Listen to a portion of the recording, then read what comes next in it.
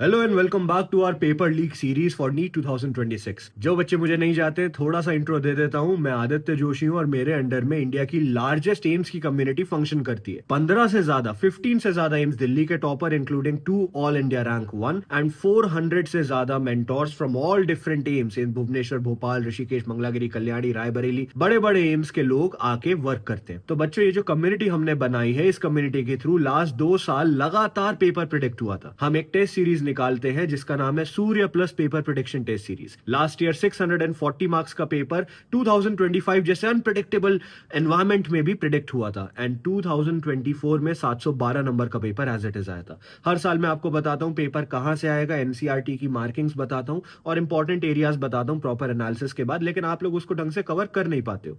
तो अब मैंने ये पेपर लीक सीरीज निकाली है जिसमें एंटायर मंथ ऑफ जनवरी में डेली आपको ऐसी वीडियो मिलेगी और इस वीडियो को पूरा आप देखेंगे। अब करना कैसे है, चैलेंज बहुत ध्यान से सुनना। सबसे पहले हमारा ऐप डाउनलोड करके रखो जिसका नाम है आदित्य जोशी।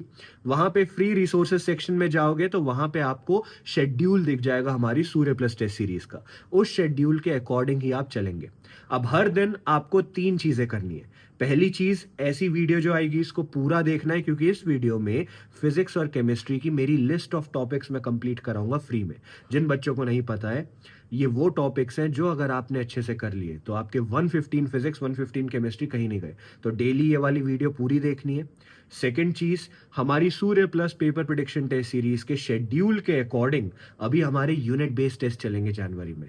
तो यूनिट वाइज एनसीईआरटी कवर करनी है। अब बच्चों, एनसीईआरटी कैसे कवर करनी है? तो एनसीईआरटी कवर करने के लिए मेरी एनसीईआरटी की मार्किंग्स आप लोग कवर करेंगे। बायो में खाली 4 चीजें: examples, tables, diagram, summary. Physics और केमिस्ट्री में solve example, intext question, back exercises, summary and points to ponder की टेबल। प्लीज बच्चों, एक चीज याद रखना, ये पूरी एनसीईआरटी नहीं है लेकिन 70% से ज्यादा पेपर यहीं से आता है। अब ये कैसे करना है, डिटेल वीडियोस मैंने बना रखी है। Third and most important thing, question practice. हर रात 10 बजे आई विल कम लाइव और हम डिस्कस करेंगे पूरे दिन भर में आपने क्या किया और आपको कहां दिक्कत आई, कहां इशू आया। फिर हम एक क्विक रैपिड फायर का सेशन भी लेंगे जहां पे आपसे थोड़ा बहुत क्वेश्चन आंसर मैं करूंगा। इसके अलावा डेली मिनिमम 300 क्वेश्चन आपको प्रैक्टिस करने हैं। अगर ये कर लेते हो, बहुत सिंपल है, बहुत सिंपल है। ये वाली वीडियो जिसमें आगे आपको मेरी लिस्ट ऑफ टॉपिक्स मिलेगी, ये पूरी देखनी है।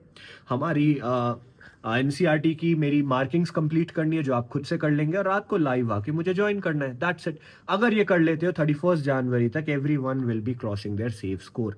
31 जनवरी तक जनरल कैटेगरी के स्टूडेंट्स 640 मार्क्स क्रॉस कर लेंगे। ठीक है, तो इस वीडियो को बहुत ध्यान से देखो। Let's start the series. और बच्चों, जिन्होंने हमारी पेपर प्रेडिक्शन टेस्ट सीरीज सूर्य प्लस ज्वाइन नहीं किया है, जल्दी जाके ज्वाइन करो, पेपर वहीं से आएगा। Hello everyone, this is Harshi from Aditya Joshi team. This is the third video in this series in which we are taking up all the topics from Aditya Bhaiya's list of topics of physics, क्योंकि ये वो questions हैं या वो topics हैं जिनसे maximum questions पूछे जाते हैं नीट में। तो अगर हम ये पूरी सीरीज़ को तुम लोग फॉलो कर लेते हो तो you can easily expect a score of at least 150। ठीक है, मतलब 150 प्लस आएंगे, but 150 is the minimum score that you can expect अगर तुम इसको अच्छे से फॉलो कर लेते हो, because these are the question that are mostly asked in the NEET exam. Also हमने एक टेस्ट सीरीज़ भी लॉन्च करी है जिसका नाम है सूर्य और सूर्य प्लस टेस्ट सीरीज़, जिसमें we last year we predicted a paper of 712 marks. जो नीट में पेपर आया था 712 नंबर का, वो हमने प्रिडिक्ट किया था अपने टेस्ट सीरीज़ में। So it is just 15 test series क्योंकि कम है और उनमें से ही क्वेश्चन आते हैं एज इट इज़ नीट में। सो या you can also check that out if you want. Also let's start with today's topic which is pendulum. ठीक है, अब पढ़ते हैं। पेंडुलम एक बहुत ही मतलब एक तुम टॉपिक समझो कि वर्क पावर एनर्जी का भी टॉपिक है, ऑसिलेशंस का टॉपिक है मेनली। तो इसमें बहुत सारे क्वेश्चंस बनते हैं, एनर्जी बनती है, टाइम पीरियड होता है, फ्रीक्वेंसी निकालनी होती है, रिलेशंस होते हैं। एक पेंडुलम अर्थ में है, एक मून में है, बताओ क्या क्या डिफरेंस आ रहा है। तो ऐसे क्वेश्चंस को सारे हम ट्राई करेंगे, आज कर लें। I have taken up questions, PYQs हैं, थ्योरी के क्वेश्चंस हैं और एडिशनल क्वेश्चंस हैं जो थोड़ा मुझे लगा कि कॉन्सेप्ट के लिए अच्छे हैं। तो लेट्स स्टार्ट विद पेंडुलम। ठीक है, सबसे पहले हम इसकी थ्योरी करेंगे। What is pendulum? पेंडुलम एक ऑब्जेक्ट होता है suspended from a fix point that swings back and fourth under the influence of gravity. क्या मतलब है इसका? एक फिक्स पॉइंट ऐसे बनाते हैं हम लोग पेंडुलम। ठीक है, ऐसे ऐसे ये एक फिक्स्ड पॉइंट है जहाँ से इसे सस्पेंड किया जाता है थ्रू अ स्ट्रिंग। ठीक है, और ये इसका बॉब है और ये ऐसे स्विंग करता है बैक एंड फोर्थ, मतलब कि ये ऐसे है, ये आगे गया वापस अपनी पोजीशन पे आया, इसे इस पोजीशन को मीन पोजीशन कहते हैं और इसको एक्सट्रीम पोजीशन कहते हैं।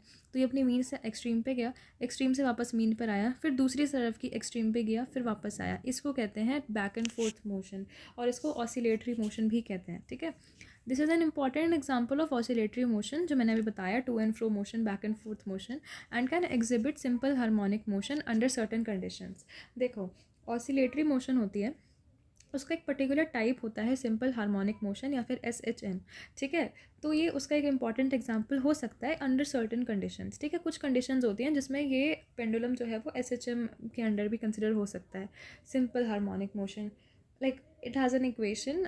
तो उसके रिस्पेक्ट में हम देखते हैं। ठीक है, अब देखते हैं टाइप्स ऑफ पेंडुलम। वैसे तो बहुत सारे टाइप्स हैं, बट हमारे लिए जो सबसे इंपॉर्टेंट टाइप होता है वो है सिंपल पेंडुलम। ठीक है, उसके बाद थोड़ा इंपॉर्टेंट होता है कंपाउंड पेंडुलम, बट सबसे ज़्यादा इंपॉर्टेंट है सिंपल पेंडुलम। ठीक है, सिंपल पेंडुलम क्या है, इसका एक स्मॉल बॉब होता है जिसको हम पॉइंट मास लेते हैं। मतलब मैं तो भी इतना बना रही हूँ, पर ये एक्चुअली में क्या है, एक पॉइंट मास है। ठीक है, दूसरी एक मासलेस और इनएक्सटेंसिबल स्ट्रिंग होती है ऑफ लेंथ L, जैसे मैंने ये बनाई, ये स्ट्रिंग है लेंथ L की, और एक ऐसी है मासलेस है और इनएक्सटेंसिबल है।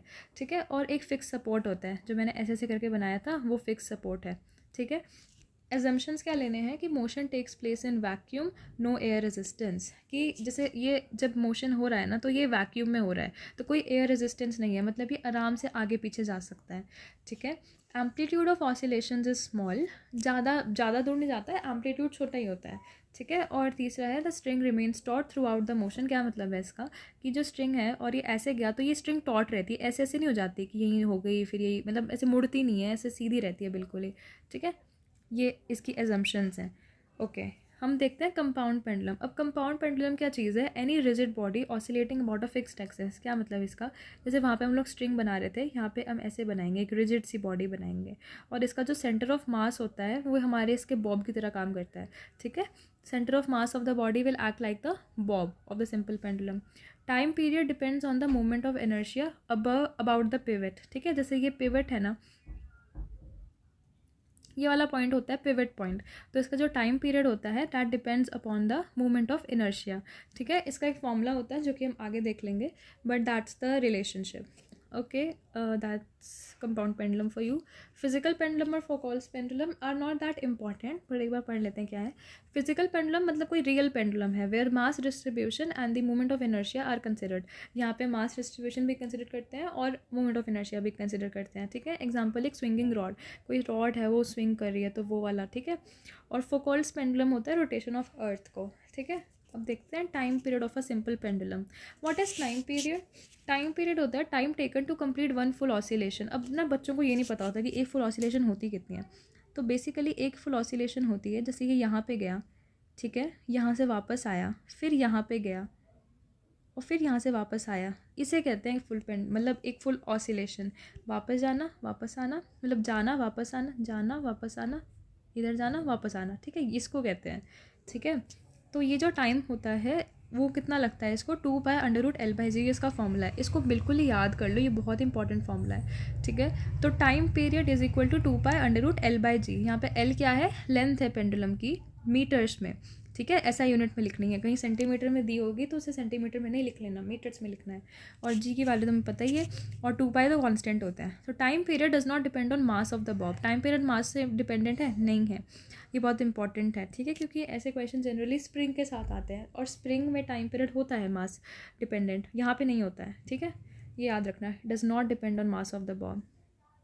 ओके, फ्रीक्वेंसी क्या होती है, फ्रीक्वेंसी होती है नंबर ऑफ ऑसिलेशंस पर सेकंड। एक सेकंड में मतलब इतनी ऑसिलेशंस हो रही है, तो ये अगर एक सेकंड में हो रही है तो ये इसकी फ्रीक्वेंसी है, और फ्रीक्वेंसी होता है 1/में टाइम पीरियड, तो वही फॉर्मूला उल्टा कर दो। ठीक है, effect of changing length and gravity. Length और ग्रेविटी का क्या रिलेशन होगा, इसको पढ़ने से पहले देखो। टाइम पीरियड डायरेक्टली प्रोपोर्शनल होता है एल के, और इन्वर्सली प्रोपोर्शनल होता है जी के। ईजी, तो समझ आ रहा है फॉर्मूला से, बस सही है। इंक्रीज़ करेंगे लेंथ में तो टाइम पीरियड बढ़ जाएगा, अगर इंक्रीज़ करेंगे जी में तो टाइम पीरियड कम हो जाएगा, क्योंकि इन्वर्स रिलेशन है। ऑल्सो टाइम पीरियड बढ़ना और कम होना का क्या मतलब होता है, अगर टाइम पीरियड बढ़ रहा है मतलब उस चीज़ को यहाँ, मान लो ये मेरा पेंडुलम है, उसको यहाँ से यहाँ जाने में ज़्यादा टाइम लग रहा है, मतलब कि उसकी स्पीड कम हो गई है, वो स्लो हो गया है। टाइम पीरियड बढ़ने का मतलब होता है स्लो हो जाना। ठीक है, ओके, देखते हैं अब laws of a simple pendulum. Simple pendulum के कुछ लॉज हैं, तुमने जो पढ़ लिया ना, बस उसी को एक तरीके से लॉ के रूप में लिखा हुआ है, ठीक है। लॉ ऑफ आइसोक्रोनिज्म, आइसो मतलब होता है सेम, यानी कि ये एम्पलीट्यूड चाहे तुम बढ़ा लो कम कर लो, टाइम पीरियड को कोई फ़र्क नहीं पड़ेगा। Time period is independent of amplitude, ठीक है, इंडिपेंडेंट होता है एम्पलीट्यूड के, फॉर स्मॉल ऑसिलेशंस ओनली। हमने स्टार्टिंग में ही देखो यहाँ पे हमने किया था एजम्पशन कि amplitude of oscillation is small, तभी हमने एम्पलीट्यूड स्मॉल रखा है। अगर बढ़ जाएगा तो फिर डिपेंड करने लग जाएगा, बट अगर स्मॉल ऑसिलेशंस है तो एम्पलीट्यूड इंडिपेंडेंट होता है, टाइम पीरियड कॉन्स्टेंट होता है। Law of length directly proportional होता है √L के, acceleration due to gravity inversely proportional होता है, ठीक है। इसमें क्या लिखा है, एट अ हायर ऑल्टीट्यूड, जैसे तुम पहाड़ों पे चले गए वहाँ पे जी की वैल्यू कम हो जाती है ना, जी की वैल्यू कम है यहाँ पे, राइट। अगर जी की वैल्यू कम है तो टाइम पीरियड की वैल्यू बढ़ जाएगी, यानी कि पेंडुलम स्लो हो जाएगा, है ना। टाइम पीरियड की वैल्यू बढ़ना मतलब पेंडुलम का स्लो हो जाना, ओके, ईजी टू रिमेंबर। बस इसको याद रखना बेसिकली, और टाइम पीरियड बढ़ना और घटने का क्या मतलब होता है। वैसे तुम्हें ये सब चीज़ें याद हो जाएगी एज वी प्रोसीड, क्योंकि हम क्वेश्चंस भी करेंगे बहुत सारे, ओके। देखते हैं सेकेंड्स पेंडुलम। अब एक सेकेंड्स पेंडुलम ना एक स्पेशल टाइप का पेंडुलम होता है। A seconds pendulum is a simple pendulum only whose time period is equal to 2 second. मतलब कि एक सेकेंड पेंडुलम है, उसमें सिंपल पेंडुलम से क्या अंतर है कि है तो वो सिंपल पेंडुलम ही, लेकिन उसका टाइम पीरियड हमने फिक्स कर दिया है 2 सेकेंड्स, ठीक है। अगर हमें टाइम पीरियड पता है और बाकी सब चीज़ें पता है कि हम जी मान लो कि अर्थ का ही है, जी हमें अर्थ का तो पता ही है 9.8 मीटर पर सेकेंड स्क्वायर, तो हम इसको कैलकुलेट करते हैं एल की वैल्यू के लिए। मतलब दोनों साइड को स्क्वायर कर दो, ठीक है, 4π² L/g is equal to 4 second square, मतलब एस के सेकेंड स्क्वायर में दिखना बट 4, तो इसको सॉल्व करोगे ना तो तुम्हें आंसर मिलेगा 99.3 सेंटीमीटर, ठीक है। यानी कि a seconds pendulum has a length of approximately 1 metre on earth. Approximately 1 metre हुआ ना, ये 1 मीटर में 100 सेंटीमीटर होता है, 99 पॉइंट समथिंग है, तो इसको हम अप्रॉक्स करके 1 मीटर मान सकते हैं, ठीक है। तो सेकेंड्स पेंडुलम की लेंथ कितनी आई, 1 मीटर, टाइम पीरियड कितना होता है इसका 2 सेकेंड अर्थ पे, ठीक है। बाकी जगह कहीं डिफरेंट होगा टाइम पीरियड, क्योंकि जी की वैल्यू डिफरेंट होती है बाकी जगह, ठीक है। बस इतना ही है। It has a length of approximately 1 metre on earth. Then simple pendulum in different conditions. Simple pendulum हम देखते हैं कि डिफरेंट डिफरेंट कंडीशन में सिंपल पेंडुलम कैसा होता है। तो मून पे तुम याद करा करो, अर्थ से जब मून पे जाते हैं तो जी की वैल्यू क्या हो जाती है, कम हो जाती है ना, ये तो पता ही है। अगर जी की वैल्यू कम हो जाएगी तो क्या होगा, टाइम पीरियड बढ़ जाएगा, यानी कि स्लो हो जाएगी वो चीज़, टाइम पीरियड इंक्रीजेज, वही है। Inside a lift moving up moving down and a free falling lift. अब ना लिफ्ट वाले क्वेश्चंस में बच्चों को थोड़ा होता है कि कैसे कैसे है, तो इसका देख लो एक बार। अगर लिफ्ट ऊपर जा रही है यानी कि इसकी मूवमेंट ऊपर है, वेलोसिटी ऊपर की तरफ है, let's say the lift is accelerating, तो इसका जी नीचे की तरफ लग रहा है और ये ऊपर की तरफ जा रही है ना, तो एक नीचे की तरफ सूडो फोर्स लगता है, मतलब जिस तरफ इसका मोशन हो रहा है उसके ऑपोजिट तुम एक सूडो फोर्स लगा दो। अभी मैं इसके कॉन्सेप्ट में नहीं जा रही हूँ, बट इतना समझ लो, अगर कोई भी आगे टॉपिक आए तो मैं कॉन्सेप्ट भी कवर कर लूँगी, but since this has a lot of questions, तो I have to make it short for you to be able to see it nicely. तो बेसिकली क्या करा करो, जब भी लिफ्ट जिस डायरेक्शन में जा रही है ना उसके ऑपोजिट उसमें फोर्स लगा दो, ठीक है, सूडो फोर्स कहते हैं इसको, और उसकी वजह से जो एक्सेलरेशन आएगी वो जी को बढ़ा देगी, है ना। तो अगर लिफ्ट ऊपर जा रही है तो जी की वैल्यू बढ़ जा रही है, तो टी क्या हो जा रहा है, कम हो जा रहा है ना। और अगर लिफ्ट मतलब इसका बिल्कुल ऑपोजिट है, मूविंग अप का बिल्कुल ऑपोजिट हो गया, मूविंग डाउन, जी डिक्रीजेज और टी इंक्रीजेज। अब फ्री फॉलिंग लिफ्ट है, फ्री फॉल का मतलब ही क्या होता है कि जी की वैल्यू ज़ीरो हो गई है, अगर जी की वैल्यू ज़ीरो हो जाएगी तो टी इनफाइनाइट हो जाएगा, है ना, यानी कि कोई ऑसिलेशन होगी ही नहीं। इनफाइनाइट टाइम का क्या मतलब है, वो ऐसे ही कर रहा है, वो ऑसिलेट हुई नहीं, कभी ऑसिलेशन से नहीं होगी, ठीक है। और हायर ऑल्टीट्यूड्स पे क्या होता है, जी कम होता है, टी बड़ा होता है। अब देखते हैं द पोल्स वर्सेस इक्वेटर। पोल से तुम्हें क्या समझ आता है, हायर ऑल्टीट्यूड से ना, पोल से हायर ऑल्टीट्यूड ही समझा करो। तो पोल्स में क्या हो जाएगी, जी की value, sorry, poles versus equator. तो पोल्स देखो ऐसे होते हैं, ये इक्वेटर होता है, यहाँ पे पोल्स होते हैं, है ना। तो जो जी होती है इसकी वैल्यू हायर होती है पोल्स में, तो T is less there at poles and more at the equator, ठीक है। G is higher at poles, poles में जी की वैल्यू ज़्यादा है तो टी की वैल्यू क्या हो जाएगी, कम हो जाएगी, ठीक है। बस यही है। Energy in a simple pendulum. अब हम देखते हैं एनर्जी क्या होती है एक सिंपल पेंडुलम के केस में। During oscillations the pendulums energy transforms between potential energy and kinetic energy. क्या मतलब है इसका, कि जब हम एक सिंपल पेंडुलम को कंसिडर कर रहे हैं और उसकी एनर्जी कंसिडर कर रहे हैं, इसको ना एक सिस्टम माना करो, ठीक है, ये एक सिस्टम है। तो और इस सिस्टम में एनर्जी कंजर्व्ड है, एंड व्हाट इज़ एनर्जी, यहाँ पे एनर्जी मैकेनिकल एनर्जी ही लिया करो, मैकेनिकल एनर्जी, क्योंकि तभी हमने ना वो स्टार्टिंग में किया था कि कोई ये पूरा मोशन वैक्यूम में होता है, ये वाली जो assumption थी motion takes place in vacuum, that was for this only कि कोई फ्रिक्शन नहीं है. फ्रिक्शन नहीं है तो मैकेनिकल एनर्जी कंसिडर कर सकते हैं पूरे, है ना. हाँ, तो टोटल एनर्जी क्या होती है, potential energy plus kinetic energy. अपने दिमाग में इतना रखो कि जब भी मैं पेंडुलम की बात कर रही हूँ तो उसमें एनर्जी का कोई भी क्वेश्चन आ रहा है तो मेरे पास 2 ही टाइप की एनर्जी हो सकती है. एक होती है पोटेंशियल एनर्जी, एक होती है काइनेटिक एनर्जी. ठीक है, अब देखते हैं. जो सबसे इसकी लोएस्ट पोजीशन होती है ना वो इसकी मीन पोजीशन होती है, और जो इसकी सबसे एक्सट्रीम पोजीशन होती है वो होती है इसकी पोजीशन ऑफ मैक्सिमम डिस्प्लेसमेंट. ठीक है, तो देखते हैं. At maximum displacement extreme position मतलब कि जो हमारे ये मैक्सिमम डिस्प्लेसमेंट का केस है यहाँ पे हो रही है एक्सट्रीम पोजीशन, राइट. मैंने वही बोला, बॉब का यहाँ पे मैक्सिमम हाइट होता है. देखो यहाँ पे बॉब इधर से इधर चला गया तो हाइट बढ़ गई है. यहाँ पे रेफरेंस लेवल लें तो हाइट बढ़ गई है और ये मैक्सिमम हाइट है, इससे ऊपर नहीं जा सकता ये. और हाइट से तुम्हारे दिमाग में क्या आता है, पोटेंशियल एनर्जी, है ना. तो इसकी मैक्सिमम हाइट है तो इसकी पोटेंशियल एनर्जी भी क्या होगी, मैक्सिमम होगी. और यहाँ पे इसकी वेलोसिटी 0 हो जाती है तो kinetic energy is 0 and entire energy is potential energy which is equal to mgh. Potential formula तो पता ही है, mgh होता है.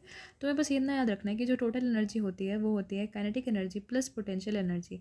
एक्सट्रीम पोजीशन में सारी टोटल एनर्जी पोटेंशियल एनर्जी बन जाती है, और जब मीन पोजीशन होता है तब सारी टोटल एनर्जी काइनेटिक एनर्जी बन जाती है. बस दैट्स इट. जैसे कि at mean position which is the lowest point, जो बॉब होता है उसकी मैक्सिमम वेलोसिटी होती है. क्यों होता है ऐसा, मतलब क्या, ये कहाँ से हो रहा है. देखो बहुत इजीली तो तुम इसको विजुलाइज करना. ये पहले इधर था, ये पहले इधर गया और इधर जाके रुका ना पहले, तो यानी कि यहाँ जाते जाते इसकी वेलोसिटी कम हो रही है ऊपर जाते जाते, क्योंकि इसको एनर्जी लग रही है ना. यहाँ जाते जाते इसकी एनर्जी कम हो गई, फिर यहाँ से ये वापस आ रहा है, और वापस आ रहा है तो इसकी पोटेंशियल एनर्जी कम हो रही है, लेकिन तेज़ आता है ये, इसकी वेलोसिटी बढ़ जाती है इस केस में. ठीक है, तो जब मीन पोजीशन पे वापस आती है कोई चीज़ तो उसकी वेलोसिटी मैक्सिमम होती है. तो यहाँ पे बॉब की मैक्सिमम वेलोसिटी है v मैक्स है, और पोटेंशियल एनर्जी मिनिमम है which is 0 at the reference level. हम ये वाला रेफरेंस लेवल मानते हैं, यहाँ पे 0 मान लेते हैं पोटेंशियल एनर्जी. ठीक है, और entire energy is kinetic energy, जहाँ पे सारी एनर्जी, क्योंकि वेलोसिटी मैक्सिमम है और कोई पोटेंशियल एनर्जी है नहीं, तो entire energy is what, kinetic energy. And kinetic energy is equal to what, half mv square, और यहाँ पे v मैक्स है तो हाफ mv मैक्स का स्क्वायर. ठीक है, अब कोई भी इंटरमीडिएट पोजीशन है, हमने मतलब एक्सट्रीम्स का पढ़ लिया कि अगर मीन में है तो सारी एनर्जी काइनेटिक एनर्जी है, और अगर एक्सट्रीम पे है तो सारी एनर्जी पोटेंशियल एनर्जी है. अब किसी भी बीच की पोजीशन है, like it's like any intermediate position, तब क्या होता है, एनर्जी पार्टली काइनेटिक होती है, पार्टली पोटेंशियल होती है, but total mechanical energy remains constant, है ना. वही चीज़ है जो मैंने बताई कि टोटल मैकेनिकल एनर्जी तो कांस्टेंट रहेगी, पर कुछ कभी बीच में कोई एनर्जी पोटेंशियल हो सकती है, कोई काइनेटिक हो सकती है. बस यही. अब देखते हैं ग्राफिकल रिप्रेजेंटेशन. तो ग्राफिकल रिप्रेजेंटेशन ये बहुत ईजी है, तुम इसको समझने की कोशिश करना. जो मेरा ये बीच वाली लाइन है ना, ये मेरी मीन पोजीशन है और ये एक्सट्रीम्स हैं. ठीक है, तो मैंने क्या पढ़ा, ये पोटेंशियल ग्राफ लिखते हैं. एक्सट्रीम पे पोटेंशियल एनर्जी मैक्सिमम होती है क्योंकि मैक्सिमम हाइट होती है, मीन पे 0 जाती है, एक्सट्रीम वापस बढ़ जाती है, और ऐसे इसी का उल्टा होता है काइनेटिक एनर्जी का. तो तुम ऐसे करके ग्राफ इसलिए बना सकते हो. 2 पॉइंट होते हैं जहाँ पे एक दूसरे को इंटरसेक्ट करते हैं, राइट. ये इसके बारे में भी हम पढ़ लेंगे एक बार. तो ये सारी चीज़ें हैं. Graphical representation simple, I think you got it. एक होता है डैम्ड एंड फोर्स्ड पेंडुलम. ये इसका क्या मतलब है, ये वैसे तो सिलेबस में है नहीं, but I think it should be like you should know this. ठीक है, इसलिए मैंने इसको डाला है. देखते हैं. डैम्प्ड पेंडुलम क्या होता है, एयर रेजिस्टेंस की वजह से, फ्रिक्शन की वजह से, या फिर मीडियम रेजिस्टेंस की वजह से एनर्जी ग्रेजुअली कम होती रहती है. तो हमारा तो देखो मेन चीज़ यही था कि total mechanical energy remains constant. अगर फ्रिक्शन वगैरह आ जाएगा तो मैकेनिकल एनर्जी कांस्टेंट नहीं रहेगी, तो एम्पलीट्यूड टाइम से डिक्रीज होता रहेगा, ऑसिलेशंस बंद हो जाएगी. इसे कहते हैं डैम्प्ड पेंडुलम. एयर रेजिस्टेंस है, फ्रिक्शन है, फिर मीडियम रेजिस्टेंस है. ठीक है, एक फोर्स पेंडुलम होता है. अगर एक एक्सटर्नल पीरियोडिक फोर्स अप्लाई करेंगे तो पेंडुलम ऑसिलेट करता रहेगा at a specific frequency resonance. Oscillations become very large. क्या मतलब है इसका, जैसे कि हो रहा है और डैम्ड ऑसिलेशन है. ठीक है, मतलब धीरे धीरे कम हो रहा है और हम बाहर से लगा रहे हैं. जैसे हमारे नॉर्मल केस में होता है, अगर तुम यहाँ पे कोई पेंडुलम को वो करोगे और मान लो ये खुद ब खुद रुकने लग जाएगा, है ना, फिर मैं इसको एडिशनल फोर्स लगा लगा के करूँ आगे. एक ऐसा पॉइंट आएगा, एक स्पेसिफिक फ्रीक्वेंसी आएगी जिसे रेजोनेंस कहते हैं, जहाँ पे ऑसिलेशन बहुत लार्ज हो जाएगी. Do we want that, no we don't, है ना. बस यही है. अब कंपाउंड पेंडुलम, मैंने कहा था कि कंपाउंड पेंडुलम जो होता है वो डायरेक्टली प्रोपोर्शनल होता है मोमेंट ऑफ इनर्शिया के, जो ऊपर में हमने पढ़ा था. अब उसका फॉर्मूला यही है, time period t is equal to 2 pi root I upon में mgd. Which is any rigid body oscillating about a pivot instead of a string. एक स्ट्रिंग नहीं होती, एक पिवट होता है उसके आसपास, मतलब पिवट ना तुम ऐसा मान लो, ऐसा सा एक पिवट होता है उसके आसपास ये स्ट्रिंग, मतलब स्ट्रिंग नहीं होती है, एक रिजिड बॉडी होता है, वो ऑसिलेट करता है उस पॉइंट के about, and its time period is equal to 2π/i upon में mgd। ठीक है, आई क्या है, moment of inertia about the pivot, m है मास, g है उसका एक्सेलरेशन टू ग्रेविटी, और d है distance from the pivot to the COM। क्या मतलब है इसका, मैं से मान लो इसका पिवट ये वाला पॉइंट है और इसका सेंटर ऑफ मास ये है, तो ये होता है d, जो कि हर केस में L/2 नहीं होगा, which is L is the full length, her case में नहीं होगा, वो डिपेंड करता है। तो हमें सेंटर ऑफ मास निकालना आता है, उसी से निकाला जाएगा। ठीक है, वही होगा पिवट टू द COM का डिस्टेंस। ये बहुत इंपॉर्टेंट है इस केस में, अगर कोई क्वेश्चन आता है तो। वैसे यूजुअली नीट में क्वेश्चन नहीं आते इससे। ठीक है, स्पेशल केस क्या है, if the pendulum is a uniform rod pivoted at one end, its time period is equal to 2π/2L/3g। ठीक है, अगर पेंडुलम एक यूनिफॉर्म रॉड है पिवटेड एट वन एंड, ऐसे मतलब कि एक ऐसा है कंपाउंड पेंडुलम के केस में, it is pivoted at one end, ये वाला एंड से पिवटेड है और इसके अबाउट ऑसिलेट कर रहा है, और एक यूनिफॉर्म रॉड है ना, मास डिस्ट्रीब्यूशन यूनिफॉर्म है, तो इसका टाइम पीरियड इस फॉर्मूले से आ जाएगा। टी, तुम इसको डिराइव कर सकते हो इससे भी। ठीक है, you can try. T is equal to 2π/√2L/3g। तुम्हें बस क्या आना चाहिए, मोमेंट ऑफ इनर्शिया निकालना आना चाहिए और COM सेंटर ऑफ मास निकालना आना चाहिए। ठीक है, बस इतना ही। चलो देखते हैं क्वेश्चन नंबर 1 देखते हैं। अ सेकंड्स पेंडुलम, देखो ये क्वेश्चन आया था PMD 1994 में, ऑल्दो बहुत पुराना क्वेश्चन है, but seconds pendulum directly question आया है। A seconds pendulum is mounted in a rocket, its period of oscillation decreases when the rocket comes down with uniform acceleration, moves around the earth in a geostationary orbit, moves up with a uniform velocity, moves up with a uniform acceleration। अब देखो question में seconds pendulum का जो case given है उसकी कोई ज़रूरत नहीं थी, सिंपल पेंडुलम से भी काम चल जाता, बट किसी को पता ही ना हो कि सेकंड्स पेंडुलम क्या होता है, वो क्वेश्चन पढ़ते ही छोड़ देगा कि क्या है ये, मेरे को तो आता ही नहीं, कुछ अलग सा होगा। तो नाउ यू नो कि it is just nothing but the simple pendulum. ठीक है, अब इसमें बोला है कि पीरियड ऑफ ऑसिलेशन डिक्रीज, यानी कि टाइम पीरियड को कम करना है। टाइम पीरियड कम कब होगा, जब जी ज़्यादा होगा। जी ज़्यादा कब होगा देखते हैं। Comes down with uniform acceleration, uniform acceleration है, जी ज़्यादा होगा ही नहीं। Moves around the earth in a geostationary orbit, नहीं होगा। Moves up with a uniform velocity, uniform velocity no, moves up, sorry, comes down with uniform acceleration and moves up with uniform acceleration, ये हम consider कर सकते हैं, but moves up with uniform velocity में acceleration constant होता है और acceleration 0 होता है, तो यहाँ पे तो ये केस बनता ही नहीं है, दोनों हो गए, कट गए। Comes down with uniform acceleration and moves up with the uniform acceleration, ये हमारा केस है। अब इसको देखते हैं। T is equal to 2π/L upon में G इफेक्टिव होता है। ठीक है, G इफेक्टिव G लेते हैं। T decreases when G effective increases. Possible when rocket moves up with uniform acceleration A। क्या मतलब, टाइम पीरियड को कम करना है, अगर G इफेक्टिव को बढ़ाना है तो टाइम पीरियड कम हो जाएगा।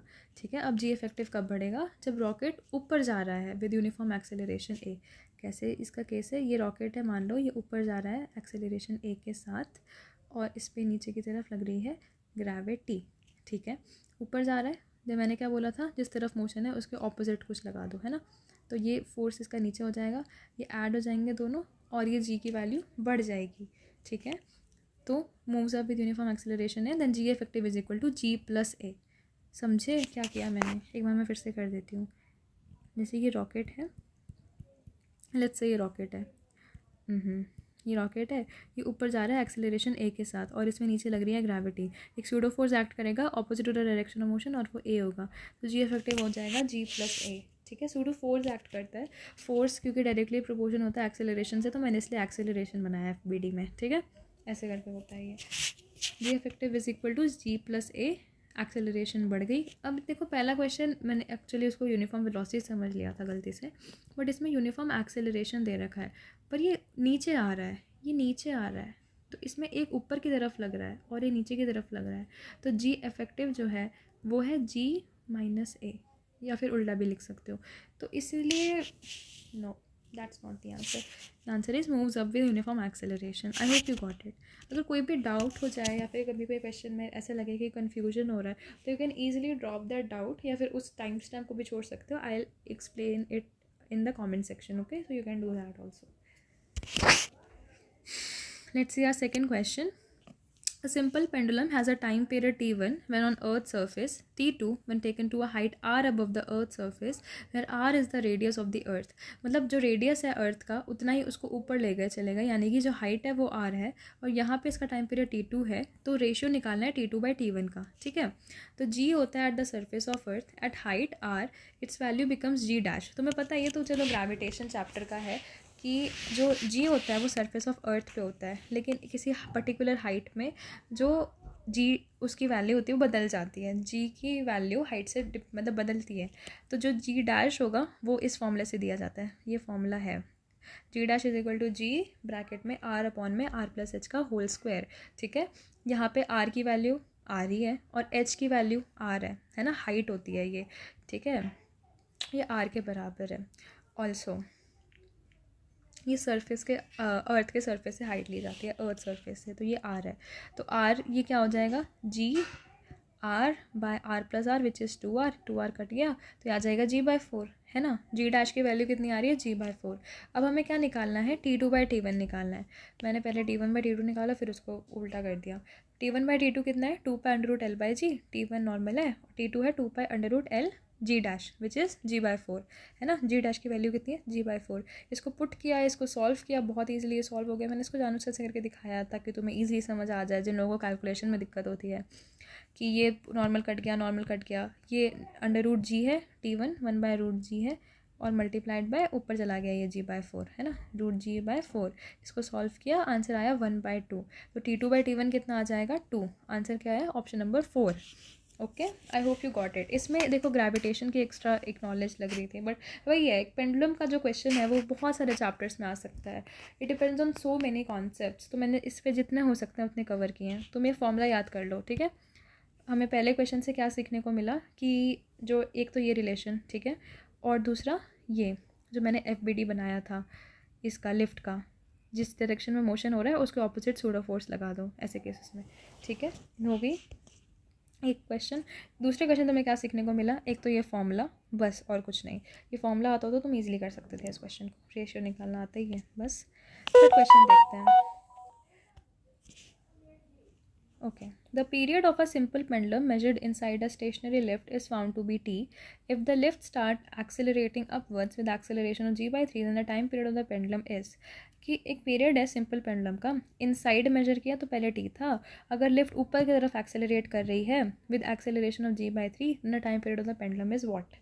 Again for stationary lift t1 की वैल्यू क्या आएगी, 2π√L/g, और अगर लिफ्ट ऊपर की तरफ जा रही है, असेंडिंग लिफ्ट है विद एन एक्सेलरेशन a, तो इसके सूडो फोर्स ऑपोजिट डायरेक्शन में लगेगा, है ना, और इधर g भी लग रहा है, जो g इफेक्टिव हो जाएगा वो हो जाएगा g+a, ठीक है।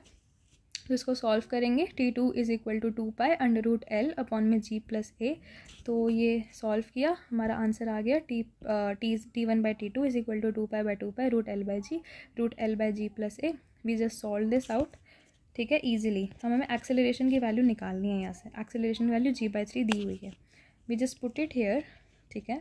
इसको डाला, सॉल्व किया, आंसर आ जाएगा t1/t2, जो कि t1 को मैंने t लिया था इस केस में, √4/3, या फिर t2 की वैल्यू आ गई t√3/2, वही निकालनी थी, t√3/2, ठीक है। नॉर्मली बस g इफेक्टिव निकालना आना चाहिए। ये भी बिल्कुल फर्स्ट वाले क्वेश्चन के ही कॉन्सेप्ट से सॉल्व हो गया, ठीक है।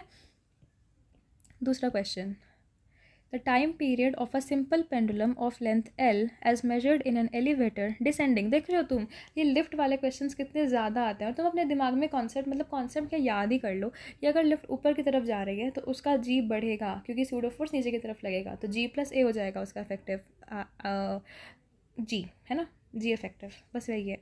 Time period of a simple pendulum of length L as measured in an elevator descending with acceleration g/3 is what? देखो सिंपल है, time period, effective acceleration in a lift descending with acceleration g/3, है ना, lift है नीचे जा रही है g/3 से, तो इसमें ऊपर की तरफ लग जाएगा g/3 और नीचे की तरफ क्या है g, तो इफेक्टिव क्या हो जाएगा g - g/3, जिस डायरेक्शन को तुम ले रहे हो पॉजिटिव वगैरह उस हिसाब से, तो g - g/3 करेंगे तो आंसर आ जाएगा 2g/3। अब क्या निकालना है, t is equal to 2π√L/g effective, बस यही होता है। जी इफेक्टिव की वैल्यू इधर डाली, सॉल्व किया, आंसर आ गया, pretty easy right. Okay, let's see question number 5. A simple pendulum performs simple harmonic motion about x is equal to 0 with an amplitude a and a time period t. The speed of the pendulum at x is equal to a by 2 will be. हाँ, ये question है, बहुत प्यारा question है ये simple harmonic motion का question है, ठीक है। इसमें बोला है कि इसने x इज इक्वल टू 0 में, जैसे ये मान लो तुम्हारा x एक्सेस है, तो यहाँ पे x इज इक्वल टू 0 है, ठीक है। ये पॉजिटिव है और ये नेगेटिव है, ऐसे होता है ना नंबर लाइन में, तो यही चीज़ है। With an amplitude A and time period T, तो इसका स्पीड कितना हो जाएगा। अब स्पीड वाले क्वेश्चन तुम्हें लगेगा कि किया ही नहीं है हमने, एसएचएम का पार्ट होता है ये, एसएचएम का पार्ट है, और उसमें जो वेलोसिटी होती है that is given by this formula. अब तुम्हें इस क्वेश्चन से ये वाला फॉर्मूला याद रखना है, ठीक है। v is equal to omega under root A square minus x square, where x displacement होती है उसकी, जो कि यहाँ पे जैसे दी हुई है, ए एम्पलीट्यूड होता है, और ओमेगा हमारा जो एंगुलर वेलोसिटी होती है वो होती है, ठीक है। और जो ओमेगा होता है ना, इसका फॉर्मूला याद कर लो, 2πf which is also equal to 2π/t। ये चीज़ बिल्कुल याद होनी चाहिए, मतलब इसको तुम नहीं भूल सकते चाहे कुछ भी हो जाए। Omega is equal to 2πf और 2π/t, ठीक है। At x is equal to a/2, velocity क्या हो जाएगी, ओमेगा की जगह लिख लिया 2πt under root A square minus x square, X की वैल्यू a/2 थी, वो यहाँ पे सब्स्टिट्यूट कर दी। इसको सॉल्व करते हैं नॉर्मली और आंसर आ जाता है वेलोसिटी का πa√3/t, ठीक है, ईजी। बस इसमें तुम्हें सॉल्व ही करना है, एक बार तुम्हें फॉर्मूला आता हो तो। These are very formula based physics है बिल्कुल ही, तो ये वाला फॉर्मूला सीखा हमने इससे, ठीक है। एक बार ना मैं सारे क्वेश्चंस वापस से गो थ्रू करवा दूँगी कि तुम्हें इस क्वेश्चन से बस ये चीज़ याद रखनी है, and that is also how you do your physics के पेपर की एनालिसिस। तो मैं ये भी सिखाना चाह रही हूँ कि अगर तुम कभी अपना फिजिक्स का पेपर अटैम्प्ट करते हो, उसके बाद उसके एनालिसिस करते हो, तो उससे क्या सीखना है, वो एक ही चीज़ होती है ना, उसी को बस एक बार दोबारा गो थ्रू करना होता है बार बार, ताकि वो चीज़ तुम दोबारा कभी गलत ना करो। That's it. क्वेश्चन नंबर 6 देखते हैं हम लोग। 2 pendulums have time period t and 5t/4। दो अलग अलग पेंडुलम्स हैं, उनका टाइम पीरियड है, एक t का और एक है 5t/4। They start SHM at the same time from the mean position. What will be the phase difference between them after the bigger pendulum completed one oscillation? What will be the phase difference between them after the bigger pendulum completed one oscillation? ठीक है, देखो एक इसका ये है और एक इसका ये है, मतलब कि इसका टाइम पीरियड थोड़ा ज़्यादा है तो ये थोड़ा स्लो है, तो ये ज़्यादा जल्दी है ना, बस यही चीज़ है, मैं बार बार वही कह रही हूँ। तो फेज़ डिफरेंस निकालना है इनके बीच का after the bigger pendulum completed one oscillation. जैसे कि कोई एक ऐसी चीज़ है जो कि मतलब तुम ऐसा मानो कि ये ऐसे ऐसे कर रहा है, जल्दी जल्दी कर रहा है, और ये एक ही ऐसे जा रहा है। अगर ये एक ही ऐसे जा रहा तो इसके तो बहुत सारे हो जाएंगे ना उसमें, तो हमें वो वाला टाइम निकालना है, वो या फिर फेज़ डिफरेंस निकालना है जब ये इन दोनों की एक ऑसिलेशन कंप्लीट हो जाती है, ठीक है। तो फेज डिफरेंस, ना what is phase difference, phase difference is given by this formula phi is equal to omega t, ठीक है। अब ये फॉर्मूला याद कर लो, बस पिछले में एक फॉर्मूला याद किया था, इसमें एक और याद कर लो, phi is equal to omega T. Omega तुम्हें पिछले में याद हो गया था, क्या होता है 2π/t, where T is the time period, और टी होता है एक कोई भी गिवन टाइम, मतलब रैंडम जो टाइम है, वेरिएबल जो टाइम है वो, ठीक है। तो हमने क्या किया है, फेज़ डिफरेंस निकालना है, फेज़ डिफरेंस निकालना है, यानी कि डेल्टा फाई। जब भी कोई डिफरेंस आता है तो डेल्टा फाई होता है, और डेल्टा फाई क्या हो जाएगा, दो चीज़ के बीच का डिफरेंस, φ1 माइनस φ2। ये वैल्यूज़ पुट करी, 2π/t t माइनस में 2π/, ये कहाँ से आ गया, देखो दूसरे वाले का टाइम पीरियड डाला, पहले वाले का डाला, फिर दूसरे वाले का डाला, इसको ऐसे करके लिख लिया। कैसे लिख लिया, ये टी को बाहर ले लिया, मतलब कॉमन ले लिया, ठीक है। तो और यहाँ पे हमें टाइम पीरियड गिवन क्या है, what will be the phase difference between them after the bigger pendulum completed one oscillation, मतलब this is the small T that we are taking. बड़ा वाला टी रिप्रेजेंट्स टाइम पीरियड जो कि constant है ना, एक पेंडुलम के केस में, क्योंकि उसकी लेंथ वगैरह सब कांस्टेंट है। हमें बोला है कि एक ऑसिलेशन कंप्लीट हो जाए तब फेज डिफरेंस निकालना है, तो यहाँ पे टाइम मतलब ये छोटा टी है, बिगर पेंडुलम कंप्लीटेड वन ऑसिलेशन, और बिगर पेंडुलम की एक ऑसिलेशन कब कंप्लीट होगी, मतलब दिमाग लगाओ, एक ऑसिलेशन कब कंप्लीट होगी, वो तो हमें टाइम पीरियड ही बताएगा उसका। एक ऑसिलेशन ही तो कंप्लीट होने को टाइम पीरियड कहते हैं, बस वही है। बिगर पेंडुलम कौन सा है हमारा, जिसका टाइम पीरियड ज़्यादा है, 5t/4। We solve this out and we get our answer as π/2। π/2 radians में आता है आंसर हमेशा, ठीक है, इन सब केसेस में रेडियंस होता है, और हमें आंसर डिग्री मार्क करना है, तो π/2 radian is equal to 90 degree. एक और चीज़ तुम ये याद रख सकते हो इस क्वेश्चन से, ठीक है। क्वेश्चन नंबर 7 देखते हैं। ये बहुत अच्छा क्वेश्चन है और ये तुम्हें याद रखना है, ये क्वेश्चन ही याद रखना है एज सच, ठीक है। The bob of a pendulum of length L is pulled aside from its equilibrium position through an angle theta, ऐसे आ गया ये एक एंगल थीटा पे, and then released. The bob will pass through its equilibrium position with a speed v।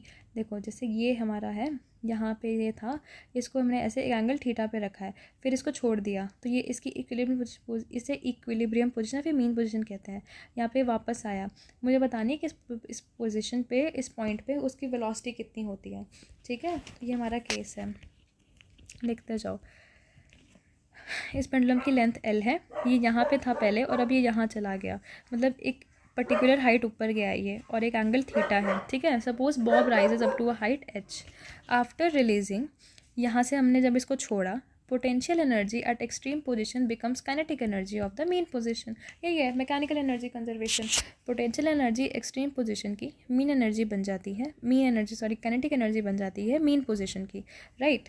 तो इसको अगर हम सॉल्व करें तो mgh potential energy which will be equal to half, यहाँ पे mgh क्यों लिया, देखो बहुत प्यारा है ये चीज़, तुम्हें इसको समझना है कि ये वाला रिलेशन तुम तभी लगा सकते हो जब तुम पोटेंशियल एनर्जी मैक्सिमम और काइनेटिक एनर्जी मैक्सिमम को कंपेयर कर रहे हो, ठीक है।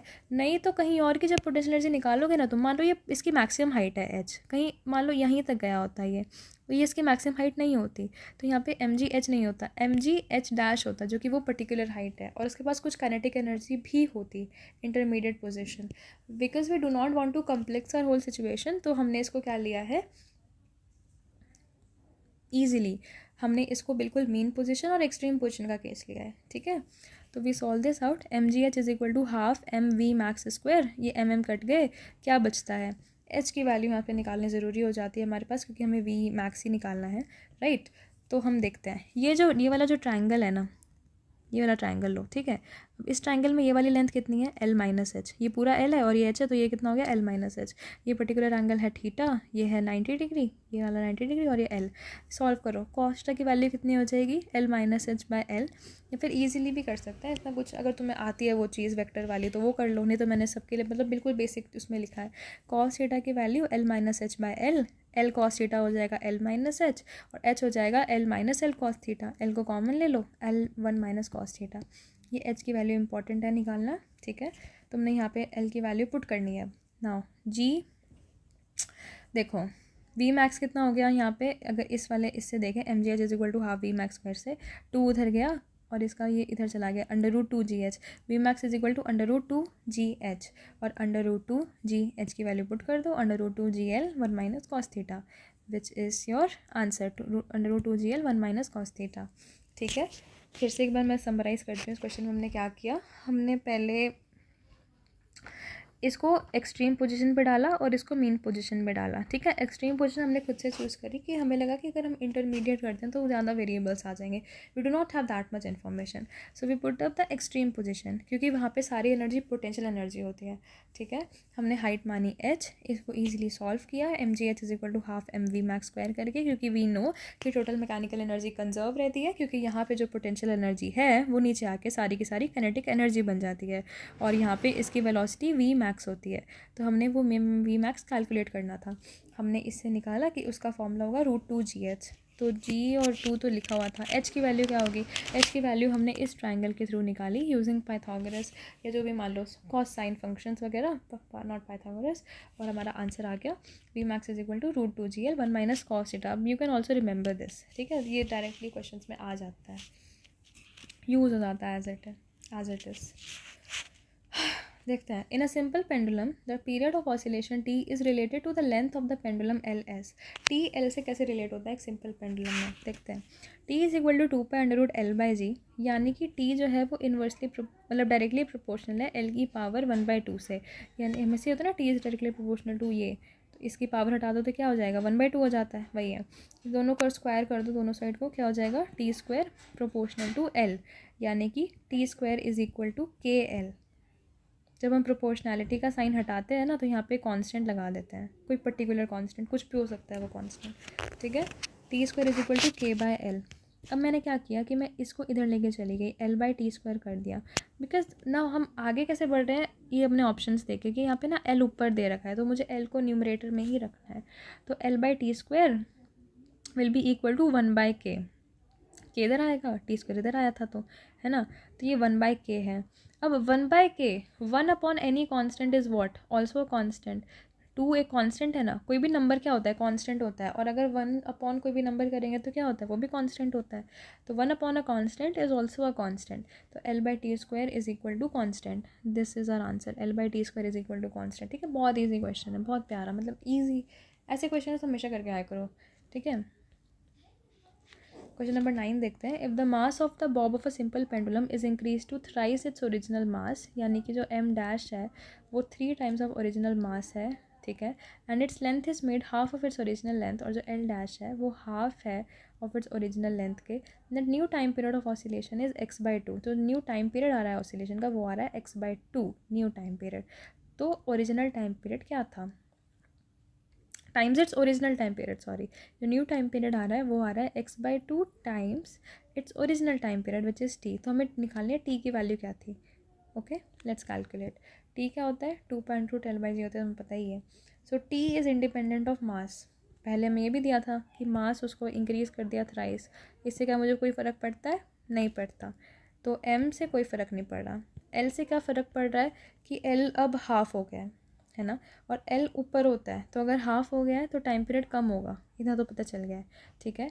सो द टाइम पीरियड जो न्यू है वो x/2 टाइम्स है ओरिजिनल टाइम पीरियड के, ये तो मैं गिवन ही है क्वेश्चन पे, है ना। t is equal to 2π√L/g करते हैं, t डैश हो जाएगा 2π√L/2g, है ना, नया वाला डाल दिया इसमें। तो इसको सॉल्व करेंगे 2π√L/2g को, which is equal to this is t dash and this is also equal to x/2t. We solve this out, ठीक है, and we get the answer as √1/2 is equal to x/2, ठीक है। अब √1/2 x/2 के बराबर है, square कर दें दोनों साइड्स को, तो 1/2 क्या हो जाएगा x²/4, x² की मतलब वैल्यू क्या है 2, और x की वैल्यू क्या हो जाएगी √2। ईजी, मतलब समझ आया ना कैसे निकाला, ये इसका आंसर हो जाएगा, ठीक है। कुछ भी नहीं था, हमें बोला कि मास बढ़ा दिया, तो मास बढ़ाने से तो कोई फ़र्क ही नहीं पड़ता, टाइम पीरियड इंडिपेंडेंट होता है मास के। लेंथ कम कर दी, लेंथ कम करने से थोड़ा डिफरेंस होता है, और इसमें बोला कि x/2 टाइम्स है ओरिजिनल टाइम पीरियड पे। ओरिजिनल टाइम पीरियड हमने कहा हमें पता है कि 2π√L/g होता है, नया टाइम पीरियड 2π√L/2g हो जाएगा। इन दोनों को रिलेशंस थे, इन दोनों को इक्वेट कर दिया, we got our answer of x, ठीक है। ओके, और दैट्स इट फॉर पेंडुलम। हमने बहुत सारे क्वेश्चंस किए हैं, लाइक हमने बहुत सारे एटलीस्ट कॉन्सेप्ट्स तो कवर किए हैं। मैं एक बार फिर से सारे क्वेश्चंस वो कर देती हूँ ब्रीफ, कि तुम्हें एक एक क्वेश्चन में क्या क्या याद रखना है। इस क्वेश्चन में तुम्हें ये याद रखना है कि ये टाइम बढ़ता है या कम होता है, मतलब टाइम का इन्वर्स रिलेशन होता है जी के साथ। टाइम तब कम होता है जब जी इफेक्टिव बढ़ जाता है, ठीक है। और जी इफेक्टिव कब बढ़ता है, जब, जैसे कि अगर ये लिफ्ट वाले क्वेश्चन है तो उसमें बेसिकली जब लिफ्ट ऊपर की तरफ जा रही होती है तब जी इफेक्टिव बढ़ता है और टाइम पीरियड कम हो जाता है ना, मूव्स अप। पहला क्वेश्चन। दूसरा क्वेश्चन है कि ये वाला फॉर्मूला तुम्हें याद रखना था, G dash is equal to G r/में r+h का होल स्क्वायर। ईजी फॉर्मूला, याद रखना। देन इसमें तो बस वही था, जी इफेक्टिव का फॉर्मूला तुम्हें आना चाहिए था, वही लिफ्ट वाली चीज़ फर्स्ट क्वेश्चन से ही आ जाएगा ये क्वेश्चन। दूसरे वाले क्वेश्चन में सेम टू सेम, और कुछ याद रखने की ज़रूरत नहीं है, बस वो ये बनाना आना चाहिए कि अगर वो नीचे जा रही है तो ऊपर की तरफ उसमें फोर्स लग रही है और एक नीचे की तरफ लग रही है, ये एक्सेलरेशन होगी, ठीक है, ऐसे करके। और हाँ, इस क्वेश्चन में तुम्हें वेलोसिटी याद रखनी है। v क्या होती है हमारे पास, ω√a² - x², ठीक है, ये हमारी होती है वेलोसिटी, याद रखनी है। फिर आता है फेज़ डिफरेंस का क्वेश्चन। फेज़ होता है ω/t और ओमेगा की वैल्यू क्या होती है 2π/t। ये भी मैं लिख देती हूँ, ये भी याद रखना है तुम्हें। वैसे ये SHM का है इसलिए मैंने लिखा था, but omega is equal to 2πf is also equal to 2π time period. ये चीज़ तुम्हें याद रखनी है, ठीक है, वो क्योंकि यहाँ पे भी यूज़ होती है। फाई होता है phase difference which is equal to ω/t। Phase difference होता है, ये फाई फेज़ है, और इसका जो हमें क्वेश्चन बोला फेज़ डिफरेंस निकालना है, यानी कि फेज़ के बीच में डिफरेंस, दो फेज़ है उनके बीच का डिफरेंस क्या है। तो जो फेज़ डिफरेंस होता है वो होता है φ1 - φ2। φ1 की वैल्यू डाली मैंने, φ2 की वैल्यू डाली मैंने, टाइम पीरियड बदल के इसको सॉल्व किया, आंसर आ गया मेरा। और ये चीज़ तुम्हें और याद रखनी है ये रेडियंस और डिग्रीज में क्या रिलेशन होता है, पाई होता है 180 डिग्री, पाई बाय 2 होता है 90 डिग्री, बस वही चीज़ है। 7th क्वेश्चन में तो तुम्हें इसको पूरा याद रख लो तो वही अच्छा है, ये पूरा क्वेश्चन ही याद रखने वाली चीज़ है कि जब एक पॉइंट से छोड़ते हैं तो उसकी जो नीचे सबसे नीचे वेलोसिटी होती है वो होती है √2gl 1 माइनस कॉस थीटा। ठीक है, ये वाला क्वेश्चन बहुत सिंपल है, इसमें कुछ याद रखने की ज़रूरत नहीं है, बस तुम्हें आना चाहिए। और एक कॉन्सेप्ट अगर तुम्हें कभी कन्फ्यूजन होती थी तो जो 1 upon any constant is also equal to a constant. ठीक है, इस क्वेश्चन में क्या याद रखना है कि मास पे डिपेंड नहीं करता है, बाकी चीज़ें तुम्हें पता थी। सो you can do now, you can solve I think every question of pendulum, तुम कर सकते हो अगर वो इन सारे टॉपिक से आया है तो। इनको अच्छे से प्रैक्टिस कर लेना, जो जो चीज़ मैंने बताई लास्ट में उन्हें अच्छे से पढ़ लेना, और कोई डाउट हो तो you can also always use our comment section. ठीक है, also you can check out the Surya plus test series, as I have already told कि हमने उससे लास्ट ईयर 712 मार्क्स का पेपर प्रेडिक्ट किया था। Okay, see you all in the next video, bye bye, thank you.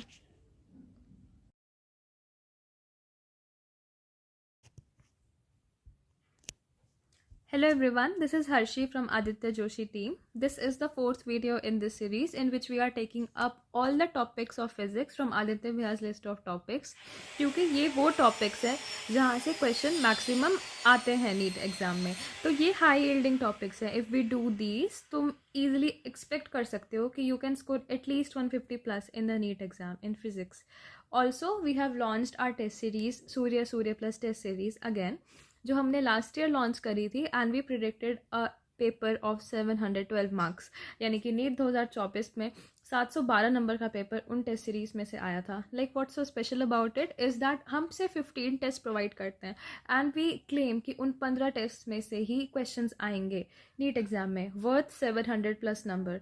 So you can also check that out. Let's start with today's topic. Today's topic is SHM। SHM का basic, मतलब कि SHM is such a easy topic, such an easy topic. अगर ये ऊपर से भी करके चले जाते हो, like just a formulas and all, you can easily like solve a question जो कि पेपर में आएगा। ठीक है, आज का हमारा टारगेट यही है। सिंपल हार्मोनिक मोशन, SHM की फुल फॉर्म है। Simple harmonic motion is a type of oscillatory motion, जो कि मैंने तुम्हें लास्ट वीडियो में भी बताया था कि ऑसिलेटरी मोशन एक ऐसा मोशन होता है जिसमें जो ऑब्जेक्ट होता है वो टू एंड फ्रो मूवमेंट करता है। ठीक है, वही है simple harmonic motion. Is a type of oscillatory motion in which जो रिस्टोरिंग फोर्स है that is directly proportional to displacement, और ये जो नेगेटिव है ना, ये साइन रिप्रेजेंट कर रहा है, मतलब डायरेक्शन रिप्रेजेंट कर रहा है कि देखो जो फोर्स है वो भी वेक्टर है, डिस्प्लेसमेंट है वो भी वेक्टर है। तो negative is just for the direction, कि अगर डिस्प्लेसमेंट इस डायरेक्शन में है तो फोर्स इस डायरेक्शन में लगेगी। ठीक है, force always acts towards the mean position. Like क्या मतलब है इसका, मान लो हमारा जो कल हमने सिंपल पेंडुलम पढ़ा था, उसी के केस में सिंपल पेंडुलम जैसे यहाँ से यहाँ गया और इस पर फोर्स इधर लग रही है, और जब ये यहाँ से यहाँ जाता है तो इस पर फोर्स इधर लग रही होती है। हमेशा फोर्स मीन पोजीशन की तरफ एक्ट कर रही होती है। How can you visualise this? देखो, जब वो इधर है और वो इधर से इधर गया तो वो एक टाइम जाने के बाद रुक गया। क्यों रुकेगा? मतलब कोई फोर्स उल्टी डायरेक्शन से उसको रोक रही होगी ना। If you have to stop a thing तो तुम उस पर ऑपोजिट डायरेक्शन से फोर्स लगाते हो। यही चीज़ यहाँ पे हमारा जो फोर्स है SHM वाला वो कर रहा है। तो इसलिए जो रिस्टोरिंग फोर्स है that is proportional to displacement but in the opposite direction. ठीक है, ऑल्सो जो मोशन है वो पीरियोडिक है and it follows a sinusoidal pattern. Conditions for SHM क्या है? A system undergoes SHM if the acceleration of the particle is directly proportional to its displacement x from the mean position. जो हमने यहाँ पे भी कहा था कि जो फोर्स है वो डायरेक्टली प्रोपोर्शनल डिस्प्लेसमेंट के, और फोर्स किसके प्रोपोर्शनल होता है? एक्सेलरेशन के, है ना, from Newton second law of motion. तो इसलिए एक्सेलरेशन भी डायरेक्टली प्रोपोर्शनल होगा डिस्प्लेसमेंट के। Also the acceleration is always directed towards the mean position just like the force. Mathematically जो हमने ऊपर लिखा था फोर्स के लिए, वही हम एक्सेलरेशन के लिए लिख सकते हैं। और अगर हम एक्सेलरेशन का वो हटाते हैं, मतलब जैसे कि ये एक प्रोपोर्शनैलिटी साइन है, इसको हटाते हैं और इक्वालिटी से वो मतलब करते हैं, तो यहाँ पे एक कांस्टेंट आता है। वो कांस्टेंट हमारे इस केस में क्या है? Omega square. Omega, if you remember last video में I discussed it, it is angular frequency, और इसका फॉर्मूला क्या होता था? Omega is equal to 2πf या फिर 2π/t। Okay, now equations of motion in SHM। Equations of motion जैसे हम लोग लीनियर इक्वेशन के लिए पढ़ते थे, वैसे ही मोशन इक्वेशन ऑफ मोशन भी होती है SHM के केस में भी। थोड़ा सा डिफरेंस है बट दीज आर लाइक तो इक्वेशन देख के मोशन पहचान सकते हो, इसलिए ये इक्वेशंस होती हैं, ठीक है। Displacement of a particle in SHM at a time t is given by x is equal to a cos omega t plus five, या फिर cos की जगह साइन भी लिख सकते हो, ठीक है। cos और साइन दोनों चलता है, a sin omega t plus five, ठीक है। अब एक एक करके देखते हैं कि इस इक्वेशन में क्या क्या वेरिएबल्स हैं। जो a है that is the amplitude, that is the maximum displacement from the mean position, ठीक है। ओमेगा क्या था, angular frequency which was equal to 2πf या 2π/t, और फाई क्या होता है हमारा, phase constant, that depends upon the initial conditions. क्या मतलब है इसका, जैसे मान लो यहाँ से शुरू ये x इज इक्वल टू 0, मेरा पॉइंट ये है, और जो पार्टिकल है वो x इज इक्वल टू 2 पे है, और यहाँ से मोशन स्टार्ट कर रहा है अपना, तो यहाँ पे SHM करेगा ना वो, उसका मेन पोजीशन ये हो गया, तो ऑलरेडी कुछ डिफरेंस है, तो इसी को फाई रिप्रेजेंट करता है, ठीक है। फेज कॉन्स्टेंट कहते हैं इसको, जो कि इनिशियल कंडीशंस पे डिपेंड करता है। Now velocity and acceleration in SHM। Okay, velocity और acceleration when I want you to think about it as like, जैसे तुम सिंपल जो लीनियर मोशन होता है उसकी करते हो, मोशन इन स्ट्रेट लाइन पे इक्वेशंस होती है मोशन की। ऑल्सो जो वेलोसिटी होता है दैट इज व्हाट, dx/dt है ना, differentiation of x with respect to time, and acceleration is differentiation of velocity with respect to time. That is what we are gonna do here as well. मतलब एक universal formula है v is equal to dx/dt, वो हमारा इस case में भी लग रहा है। वेलोसिटी की डेफिनेशन तो पता ही है कि rate of change of displacement होती है, राइट। तो v is equal to dx/dt, x की वैल्यू हमें यहाँ से पता है, v लाइक डिफरेंशिएटेड, और अगर तुम्हें मतलब ये तो देखो नॉर्मल है कि a कांस्टेंट है, a ऐसे लिखा रहने दिया। अब cos omega t plus five का डिफरेंशिएशन करना है, cos का क्या होता है, माइनस साइन लिख दिया। ओमेगा t प्लस फाइव में से टाइम के साथ, क्योंकि हम टाइम वो कर रहे हैं डिफरेंशिएट, तो t टाइम के साथ ओमेगा है, ओमेगा बाहर चला गया, और ये हो गया ओमेगा टी प्लस फाइव, ऐसे रह जाएगा। तो ये क्या आ जाएगी, -a omega sine omega T plus five. If you find this confusing, just remember कि a वैसे ही रहेगा, कॉस है तो माइनस साइन हो जाएगा, और अंदर से ओमेगा बाहर आ जाएगा, बस, ठीक है। ब्रैकेट सेम रहेगा पूरा, बट ऐसी चीज़ हो जाएगी, ठीक है। -a omega sine omega T plus five is the velocity which we calculate just by differentiating x with respect to time. Then maximum velocity कैसे निकालेंगे इस केस में, देखो जब भी कोई साइन वाले फंक्शन आ जाते हैं ना, कोई भी साइन या कॉस वाले फंक्शन, तो इनको मैक्सिमम कैसे कर सकते हैं, जब हम इनकी वैल्यू 1 कर दें, क्योंकि इनकी मैक्सिमम वैल्यू 1 होती है। साइन की जो मैक्सिमम वैल्यू है वो क्या है, 1, तो इसको 1 कर देंगे, तो आंसर क्या हो जाएगा, वी मैक्स का -a ओमेगा, या फिर a omega if you are talking about the magnitude, okay. Then let's see the acceleration in SHM। Acceleration क्या होता है, rate of change of velocity, है ना। तो ऑल्सो मैंने एक्सेलरेशन क्या बोला था, डबल डिस्प्लेसमेंट, है ना, क्योंकि एक बार डिस्प्लेसमेंट कर, मतलब एक डबल डिस्प्लेसमेंट नहीं, डबल डिफरेंशिएशन। अगर एक बार डिफरेंशिएशन करते हैं तो वेलोसिटी मिलती है, 2 बार करेंगे तो एक्सेलरेशन मिल जाएगा। इसको करते हैं और -ओमेगा² x आ जाता है, जो कि हमने ऊपर में भी किया था, है ना, ये -ओमेगा² x वही चीज़ है, ठीक है। और a मैक्स की वैल्यू क्या हो जाएगी, a मैक्स की वैल्यू कब मैक्सिमम होगी एक्सेलरेशन की, ओमेगा तो चलो नहीं होगा चेंज, है ना, पर ये x की जो वैल्यू है वो बढ़ती रहती है ना, डिस्प्लेसमेंट है ना x, और x की मैक्सिमम वैल्यू क्या होती है, a, तो a मैक्स की वैल्यू होती है a ओमेगा², ठीक है, a ओमेगा², याद रख लेना। At mean position x is equal to 0, so acceleration is 0। Mean position पे हमारी x की वैल्यू 0 हो जाती है, तो एक्सेलरेशन 0 हो जाएगा, और एक्सट्रीम पोजिशन पे x की वैल्यू मैक्सिमम है विच इज़ a, तो a की भी वैल्यू मैक्सिमम हो जाएगी, ठीक है। Okay, let's see time period and frequency in SHM।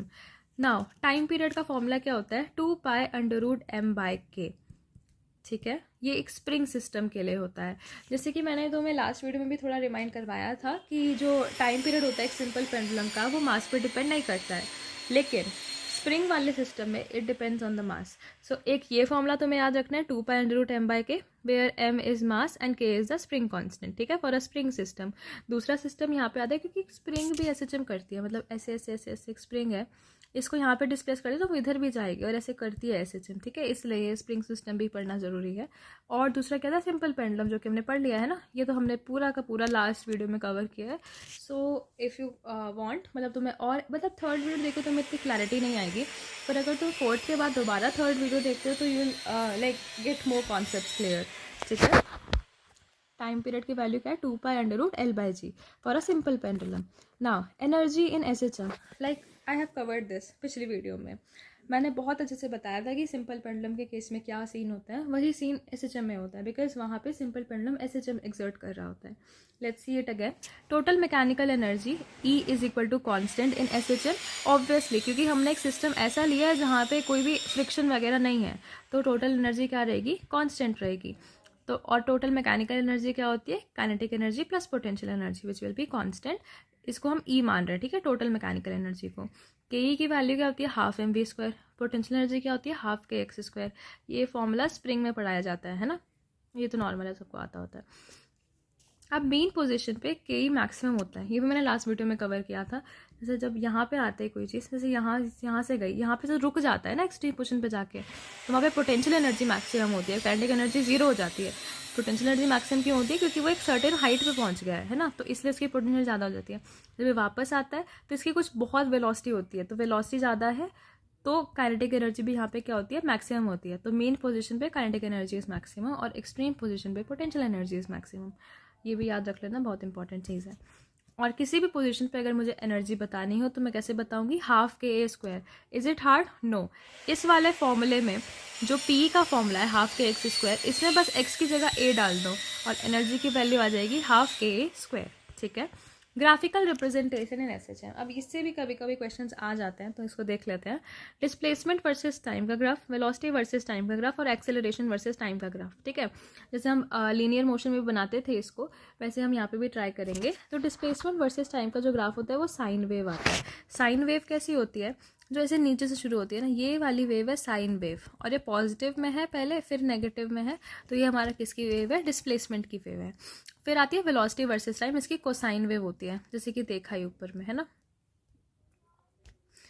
अगर हमने कॉस से शुरू किया तो हम साइन पे आते हैं, वैसे ही चीज़ है. ठीक है, तो वेलोसिटी वर्सेस टाइम की कैसी वेव है, कोसाइन वेव, ये वाली wave cosine wave. Why, because यहाँ पे हम लोग जीरो लेते हैं, और तुम्हें पता ही होगा कि जो कॉस 0 डिग्री होती है उसकी वैल्यू होती है 1, है ना, इसलिए ऐसे ग्राफ बना. और एक्सेलरेशन वर्सेस टाइम का ग्राफ साइन वेव ही होता है, मतलब डिस्प्लेसमेंट जैसा ही होता है, बट ऑपोजिट फेज में होता है डिस्प्लेसमेंट के, है ना, क्योंकि हमने क्या पढ़ा था, acceleration is inversely directly proportional to negative of X. तो अगर एक्स की जैसे ग्राफ बनता है इसका, बट नेगेटिव डायरेक्शन में, उल्टे डायरेक्शन बनता है, तो इसके ये वाला ग्राफ जो बनता वो किसका बनता है, एक्सेलरेशन का. ठीक है, okay. Now examples of SHM, हम एक एग्जाम्पल कर चुके हैं सिंपल पेंडुलम, जिसमें उसका एम्पलीट्यूड भी लिमिटेड होता है, तो यानी कि स्मॉल एंगल्स थीटा के लिए. सिंपल पेंडुलम है, मास स्प्रिंग सिस्टम है,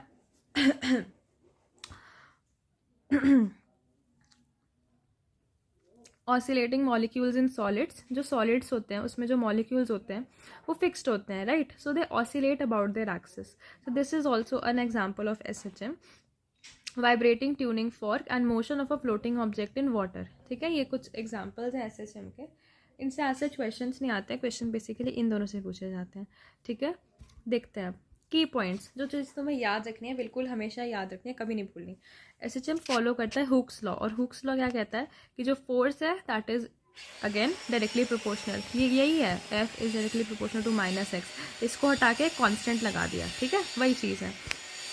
displacement, velocity and acceleration are sinusoidal function, जैसे कि हमने देखा कि साइनोसॉइडल ग्राफ्स ही कहते हैं इन सबको, तो ये साइनोसॉइडल फंक्शंस हैं.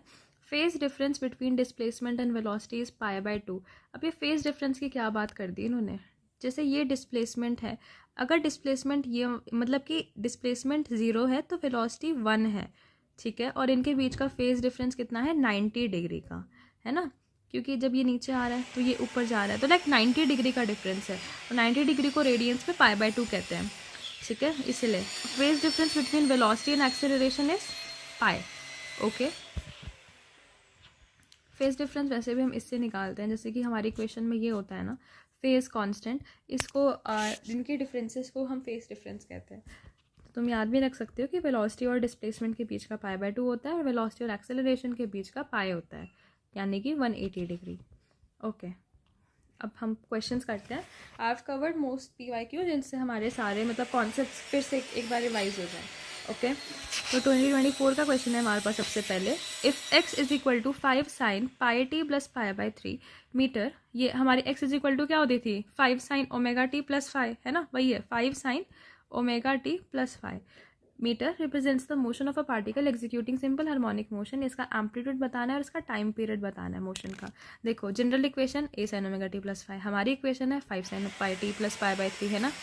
अब इसे कंपेयर करना है तो एक्सेलरेशन कितनी हो जाएगी 5 मीटर। सेंटीमीटर वाले ऑप्शन काट दो, सेंटीमीटर नहीं होती है, मीटर है यहाँ पे, 5 मीटर होगी। तो या तो ऑप्शन 1 हो सकता है या फिर 2 हो सकता है। तो चलो टाइम पीरियड निकालते हैं अब, ठीक है। ऐसे एलिमिनेशन करना सीखो साथ साथ में यूनिट्स देख के। By comparing the wave equation हमारी ए की वैल्यू तो 5 मीटर आ गई और ओमेगा की वैल्यू पाई आई, पाई रेडियन पर सेकेंड। और टाइम पीरियड क्या होता है 2 पाई बाय ओमेगा। ये कब हुआ, देखो जो ओमेगा होता है वो होता है 2 पाई बाय टी, तो टाइम पीरियड क्या हो जाएगा 2 pi by omega. 2 pi by omega which will be equal to 2 pi upon pi, क्योंकि यहाँ पे ओमेगा की वैल्यू पाई है। Solve this out and we get the answer as 2 seconds. तो हमारा क्या हो गया, option number 1 is correct, 5 metre and 2 seconds. I hope this was clear. तो इस क्वेश्चन से तुम्हें क्या सीखना है कि जनरल इक्वेशन से कैसे हमें जो गिवन इक्वेशन उसे कंपेयर करना है और जो रिलेटेड वेरिएबल्स हैं उनको कंपेयर करके जो हमसे क्वेश्चन में पूछा है वो निकालना है, ठीक है। Then let's see question number 2। ये अच्छा क्वेश्चन है, मतलब इससे कॉन्सेप्ट तो क्लियर हो जाएंगे। If T1, T2, T3, T4 and T5 represent the tension in the string of a simple pendulum when the bob is at the left extreme, right extreme, mean, any intermediate left and any intermediate right positions respectively, then which of the following relations are correct? क्या लिखा है इसमें English देखो। इसने बोला है कि T1 जो है वो है पोजिशन लेफ्ट एक्सट्रीम पे, ठीक है। यहाँ पे जो है वो टेंशन जो है स्ट्रिंग में दैट इज T1। T2 है राइट एक्सट्रीम पे, T3 है बिल्कुल बीच में, T4 है अगर लेफ्ट में मैं इंटरमीडिएट पोजीशन पे हूँ और T5 है जब मैं राइट में इंटरमीडिएट पोजीशन पे हूँ, ठीक है। तो which of the following relations are correct, हमें इनमें से बताना है और ये सारे ऑप्शन चूज करना है। ऐसे क्वेश्चंस बहुत आए हैं प्रीवियस ईयर्स में, तुम देखोगे तो थोड़ा ऐसे क्वेश्चन भी करने की ट्राई करो बार बार। PYQs जितने हो सकते हैं उतने ज़्यादा लगाओ। After completing video from this particular topic जो है उसके बाद उस चैप्टर के या फिर उस टॉपिक से खुद PYQs लगाया करो सारे, ठीक है। ठीक है, तो हम देखते हैं हमें क्या चूज़ करना है। Which of the following relationships are correct, कि T1 T2 के बराबर है, T3 T2 से ज़्यादा है। चलो देखते हैं, पहले हम इंडिविजुअल बनाते हैं। तो ये बॉब है ना सिंपल पेंडुलम का, और इसमें T3 इधर लग रहा है, ये इसकी मीन पोजीशन है। मीन पोजीशन पे इसका FBD बना रहे हैं, इसकी mg नीचे की तरफ लग रही है और वेलोसिटी मतलब इसकी इस तरफ है क्योंकि ऐसे जा रहा है फिर ऐसे जाएगा, ठीक है। तो ये है, तो अगर इसको सॉल्व करें, वर्टिकल डायरेक्शन में 2 फोर्सेज हैं T3 और mg, और T3 ऊपर वाली डायरेक्शन को पॉजिटिव ले रहे हैं, नीचे वाली को नेगेटिव ले रहे हैं। तो T3 minus mg will be equal to mv square by l। ये कैसे लगाया, देखो ये सेंट्रीपिटल फोर्स है, ये ऐसे करके जा रहा है, तो इसका जो फॉर्मूला होता है वो होता है mv स्क्वायर बाय l। तो वैसे करके लिखा है, ठीक है, ये याद रखना स्ट्रिंग्स वाले केस में। तो इसको सॉल्व करेंगे, हमारी T3 की वैल्यू इतनी आ गई। अब निकालते हैं T5 की value. T5 is at particular angle theta, क्योंकि थीटा एक इंटरमीडिएट एंगल है। If we solve this out, देखो mg नीचे लग रहा है इस पर। अब मैंने यहाँ से एक पैरेलल लाइन खींची और इसका एंगल कितना हो जाएगा वर्टिकल से, यहाँ से भी वर्टिकल, यहाँ से वर्टिकल, एंगल इज थीटा।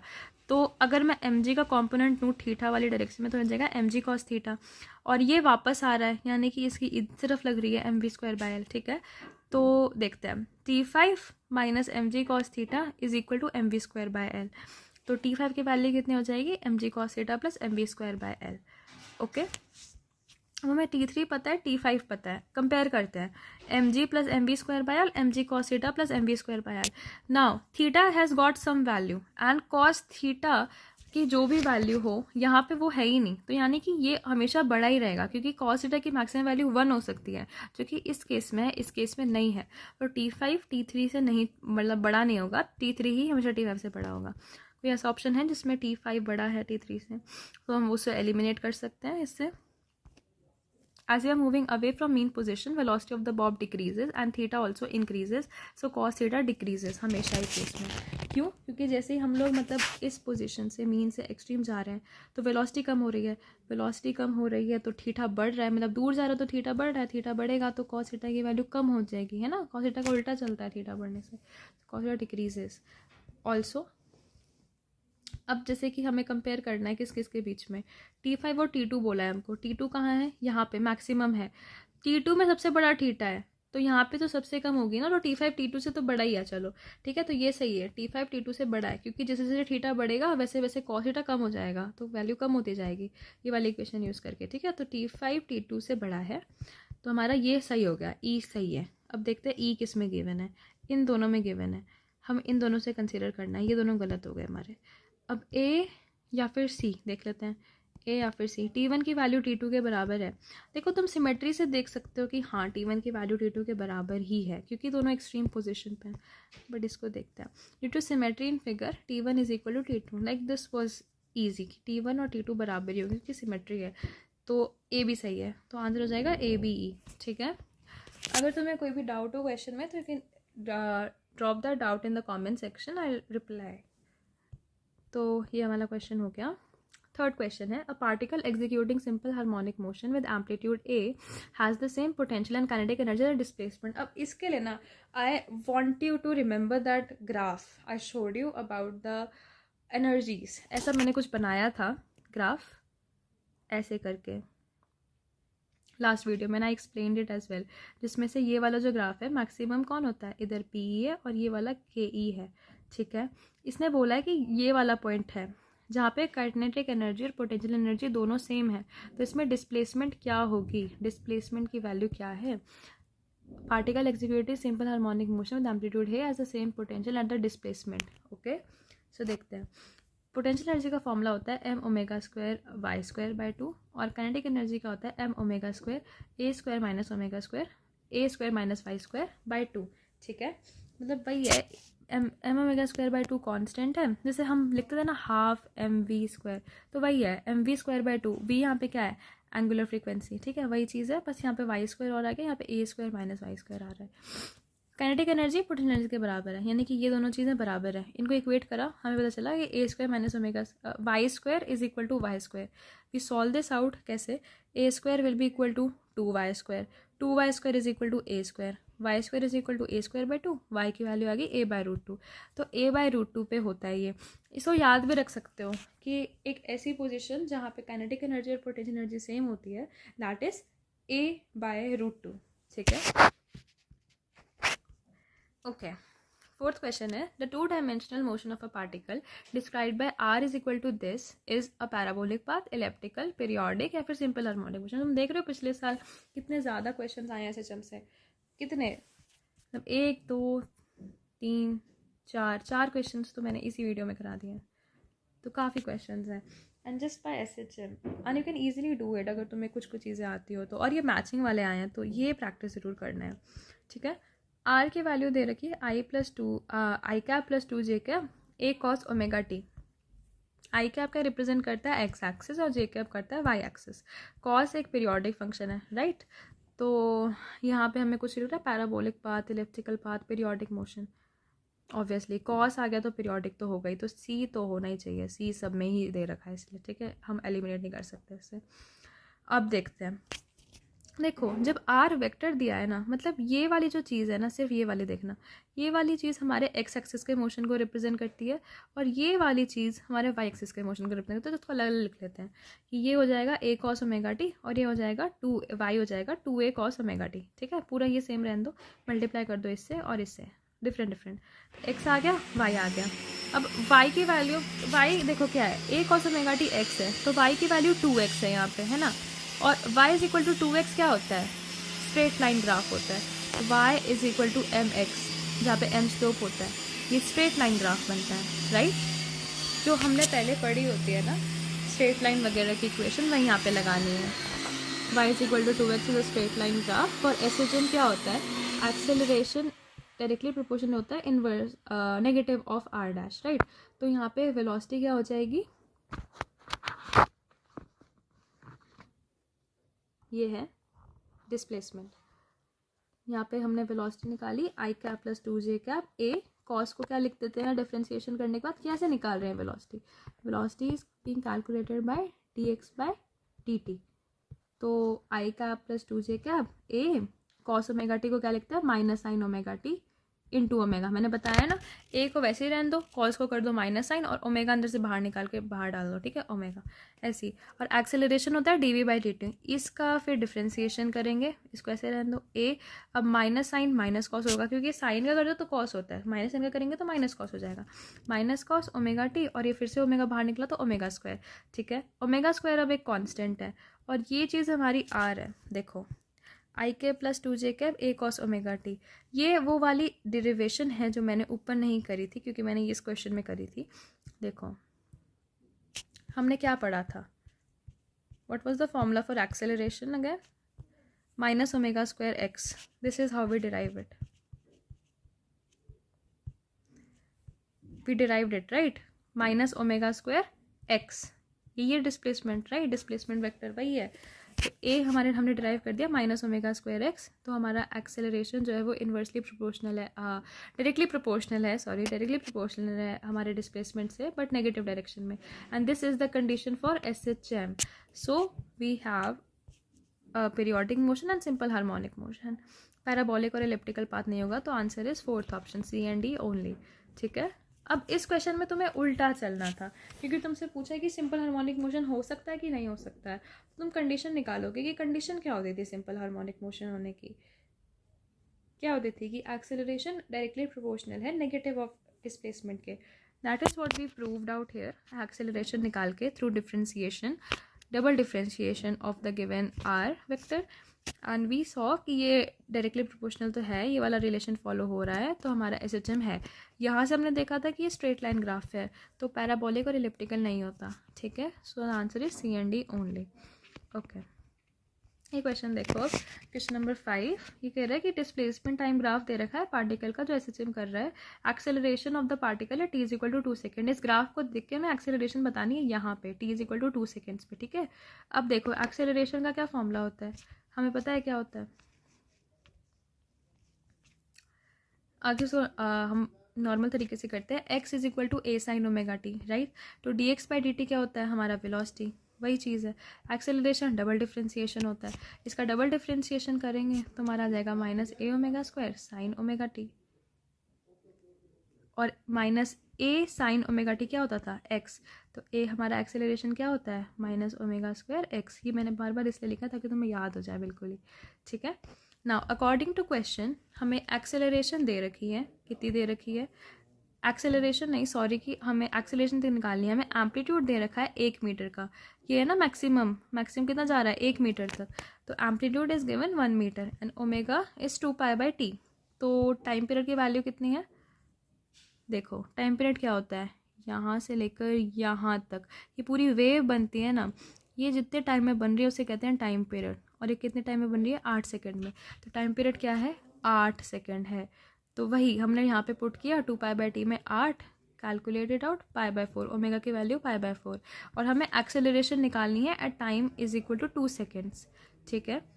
तो इसको हम वापस इसमें डालेंगे, पुट इन दिस, तो एक्सेलरेशन एम्पलीट्यूड की वैल्यू इज़ 1, ओमेगा स्क्वायर डालना है, इसको स्क्वायर करो pi by square, pi by 4 का square, pi square by 16 sine omega T, omega is what pi by 4, time is 2 seconds. Pi by 4 को ऐसे मतलब तुम काट सकते हो, तो ये पाई बाय 2 हो जाएगा, साइन पाई बाय 2 1 होता है, क्योंकि पाई बाय 2 90 डिग्री होता है, साइन 90 डिग्री इज़ 1, तो आंसर क्या आ जाएगा minus pi square by 16 metre per second square. अब तुम इसको डायरेक्टली उससे भी कर सकते थे, जो हमारा फॉर्मूला होता है ना एक्सेलरेशन का, इससे भी डायरेक्टली हो सकता था ये question, but why did I not do it, क्योंकि एक्स की वैल्यू निकालनी पड़ती है, तो कहीं ना कहीं पे हमें वैल्यूज पुट करनी पड़ती, so I just did it with this formula. हमें यहाँ पे एक्स की वैल्यू निकालनी पड़ जाती है उस केस में, और कुछ नहीं डिफरेंस था, ठीक है, ओके।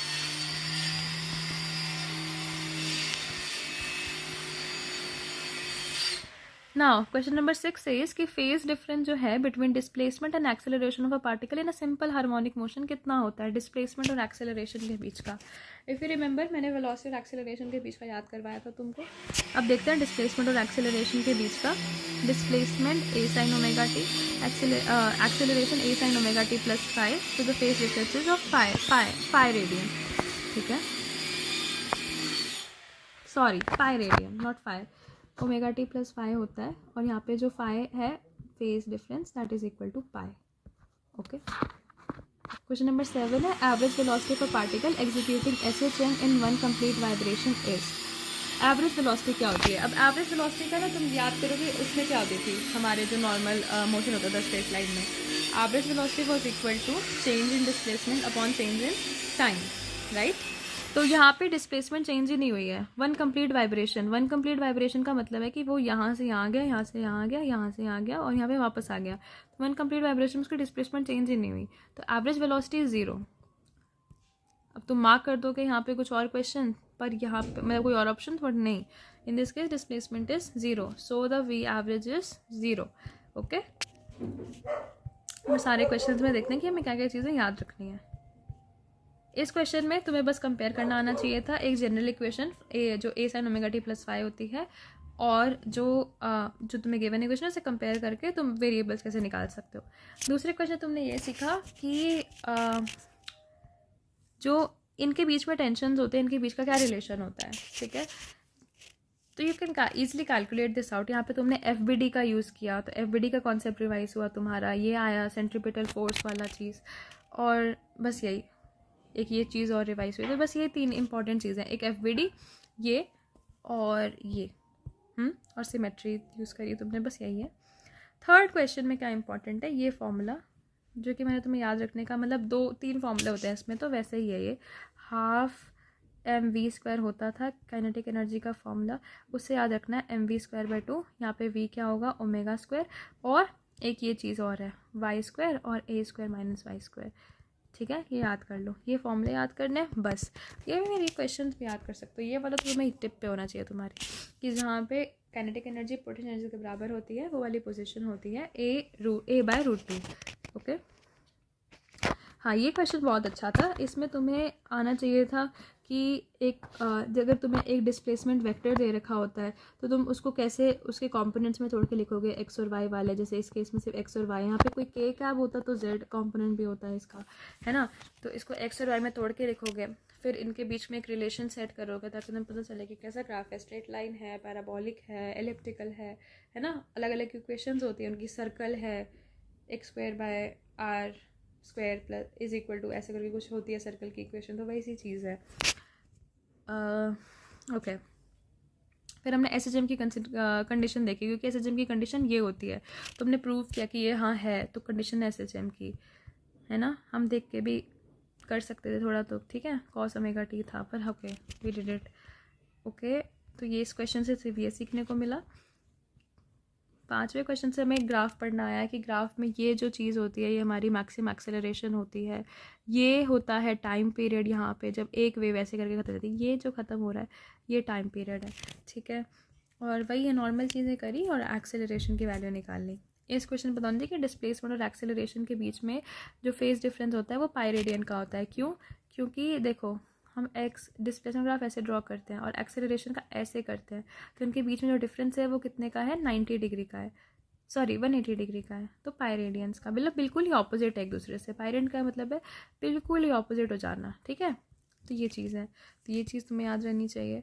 और एवरेज वेलोसिटी, ये ट्रिकी क्वेश्चन था, ठीक है, 2019 में आया था, कुछ बच्चे इसको घबराहट में वो कुछ भी मार्क कर सकते हैं, बट एवरेज वेलोसिटी जो है वो वेलोसिटी जब भी आए तुम्हारे दिमाग में तो डिस्प्लेसमेंट आना चाहिए। और इस केस में वन कंप्लीट वाइब्रेशन, पूरा क्वेश्चन पढ़ो एक तो, वन कंप्लीट वाइब्रेशन हो रही है, यानी कि डिस्प्लेसमेंट तो हो ही नहीं रही है, तो डिस्प्लेसमेंट नहीं तो वेलोसिटी कहाँ से आएगी, ठीक है? तो v average is equal to 0, average velocity 0, but वहाँ पे एक पर्टिकुलर इंस्टेंट पे वेलोसिटी होगी, इंस्टेंटेनियस का हम लोग फॉर्मूला लिखते हैं, लेकिन average will be 0। Okay, thank you. Hello everyone, this is Harshi from Aditya Joshi team. This is going to be a series of videos in which I am going to be covering all the topics that are provided in the list of topics for NEET exam for physics. So I'm going to be taking all those topics and उसके साथ साथ हम उस topic के बारे में जितनी theory हो सकते हैं वो, और उसके सारे नीट के PYQs ट्राई करेंगे करने की, like maximum most of them, so that तुम्हें बिल्कुल ही कॉन्सेप्ट क्लैरिटी हो जाए इस पर्टिकुलर टॉपिक के around.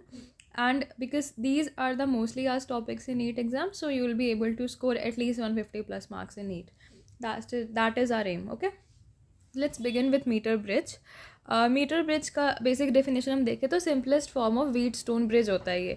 Now what is a Wheatstone bridge? अब व्हीट स्टोन ब्रिज हम ऐसे करके बनाते हैं कि मतलब एक रेजिस्टेंस 2 3 4 और इनके बीच में एक और रेजिस्टेंस होता है. तो अगर ये R1,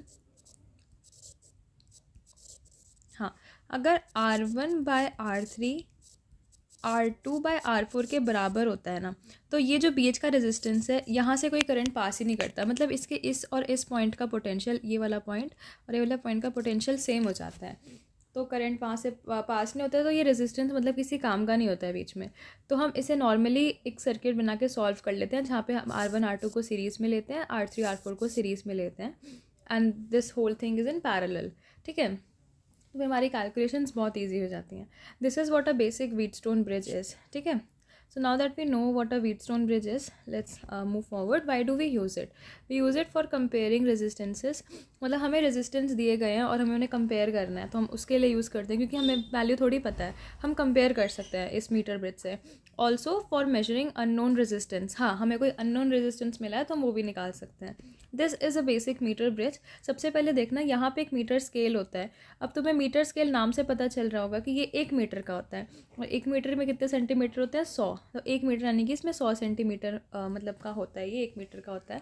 और यहाँ पे इसके ऐसे स्ट्रिप्स लगी होती हैं जिसमें एक रेजिस्टेंस हम लगाते हैं R, एक लगाते हैं S. ठीक है, और इनके बीच में होता है galvanometer. G stands for galvanometer.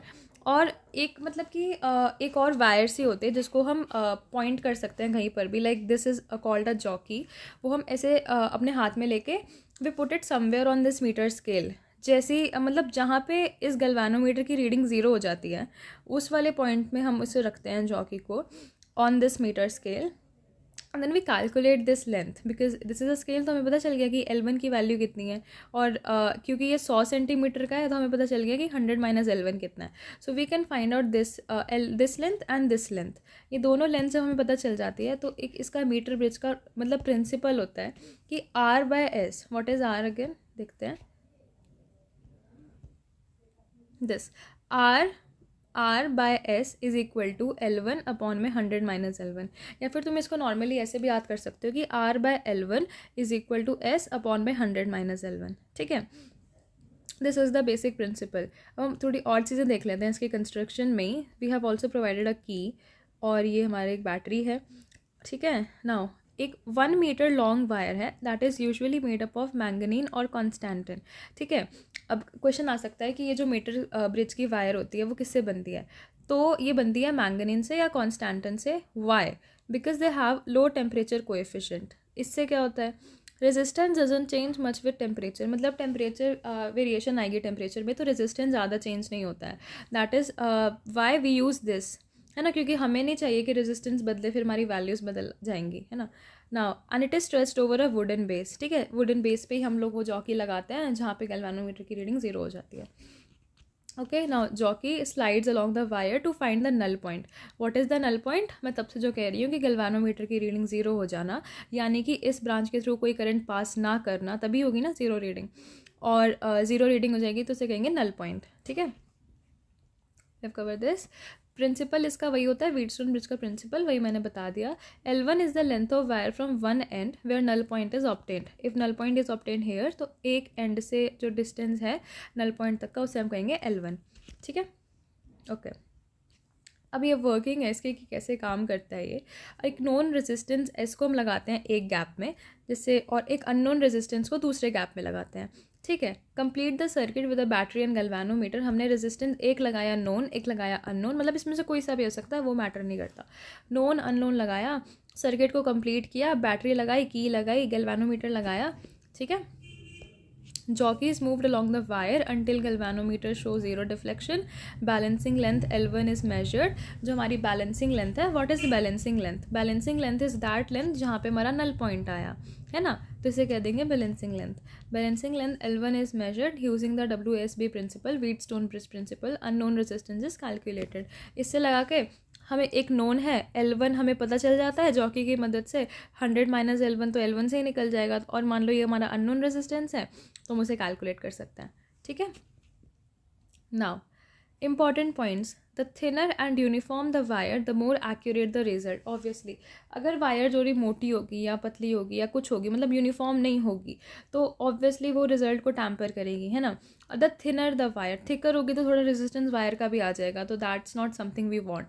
The thinner and uniform the wire the more accurate the result. Okay, the bridge is most sensitive when P is approximately equal to Q। What do we mean here? जैसे यहाँ पे भी P आएगा, एक minute,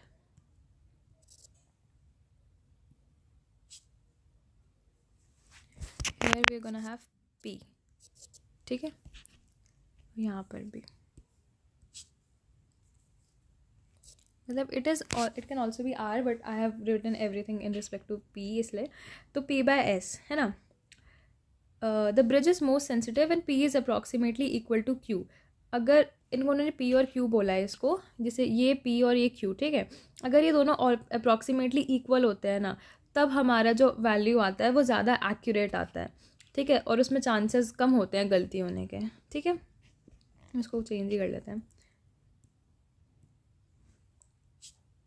when P is approximately equal to S, ठीक है।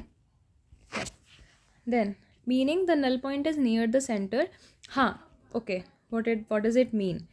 मतलब यार तुम ना इसको दिमाग से सोचो कि P बाय S का जो रेशियो है वो इस और मतलब L1 और 100 माइनस L1 की लेंथ के बराबर है ना, L1 और 100 माइनस L1 के बराबर है ये रेशियो। अगर ये P और S इक्वल हो जाएंगे तो ये दोनों वैल्यूज़ P इक्वल हो जाएंगी, तो हमारा नल पॉइंट कहाँ आएगा? बिल्कुल ही सेंटर में आ जाएगा, 50-50 इधर, है ना। तो वही बात कह रहे हैं, ब्रिज इज़ मोस्ट सेंसिटिव, और तब ये ब्रिज मोस्ट सेंसिटिव होता है जब ये होता है और the null point is near the centre, ठीक है। अब हम इसके नीट के PYQs कर लेते हैं और कुछ क्वेश्चंस करते हैं। ओके, तो क्वेश्चन नंबर 1 देखते हैं। The given circuit shows a uniform straight wire A B एक पूरी वायर है और ये 40 सेंटीमीटर लेंथ की है, fixed at both ends. In order to get zero reading in the galvanometer G, the free end of J is to be place from the end B at. मतलब कि ये J हम कहाँ लगाए ये पूछा है हमसे, और इस वाले एंड से बताना है। मतलब कि अगर हमें बोला जाए ना तो हम इस लेंथ को निकालना चाहते हैं, समझ में आ गया? ओके, और हमें टोटल लेंथ दी हुई है 40 सेंटीमीटर और बीच में ज़ीरो रीडिंग रखनी है, ठीक है। तो यही हम नॉर्मल फार्मूला लगाएंगे। देखो हमने ऐसे कैलकुलेशन करी है, we have to calculate 40 minus L in this case, ठीक है। एंड ये 40 कहाँ से आया? ए बी की लेंथ कितनी दे रखी है? 40, ठीक है। ओके, तो अब हम करते हैं calculate R1 by RAJ। What does it mean? R1 by L1 is equal to R1 by L1 is equal to R2 by L2। इसको पढ़ो मत, यहाँ पे पढ़ते हैं। मतलब हम जो L1 लिखते हैं ना नीचे, वो दैट इज़ नॉट L1। हम व्हीटस्टोन ब्रिज प्रिंसिपल के हिसाब से चलें तो क्या होता है कि R की वैल्यू होती है रो L बाय A, और हमारा रो और A मोस्टली कॉमन होता है क्योंकि A की वायर है, तो मटेरियल सेम है उसका, तो रो सेम हो जाता है, एरिया भी सेम है, that's why we take it uniform ना। तो ये भी सेम हो जाता है, तो रो और ए सेम होने के कारण सिर्फ L में डिफरेंस होता है, तो वो फॉर्मूला क्या बन जाता है? R1 बाय L1, समझे। हमने ये लिखा, रो ए कट गया, हमारा आया 8 by L is equal to 12 upon में 40 माइनस L, ठीक है।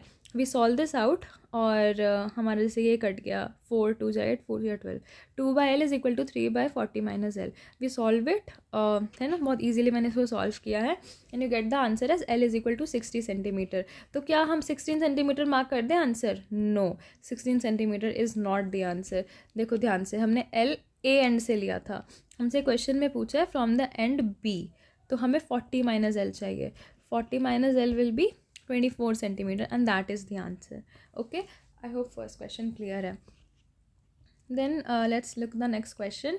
इन a metre bridge experiment the null point यहाँ पे है, is at a distance of 30 centimetre from A. यहाँ से 30 सेंटीमीटर के डिस्टेंस पर है। If a resistance of 16 ohm is connected in parallel with resistance Y, इसके साथ ही मैंने एक रेजिस्टेंस और लगा दी है 16 ओम की पैरेलल में, तो नल पॉइंट आ रहा है 50 सेंटीमीटर में। मतलब एक्स और वाई की वैल्यू ऑलमोस्ट सेम हो गई है ना, ये हमने अभी पढ़ा था। तो वैल्यू ऑफ रेजिस्टेंस वाई, हमें वाई की वैल्यू निकालनी है।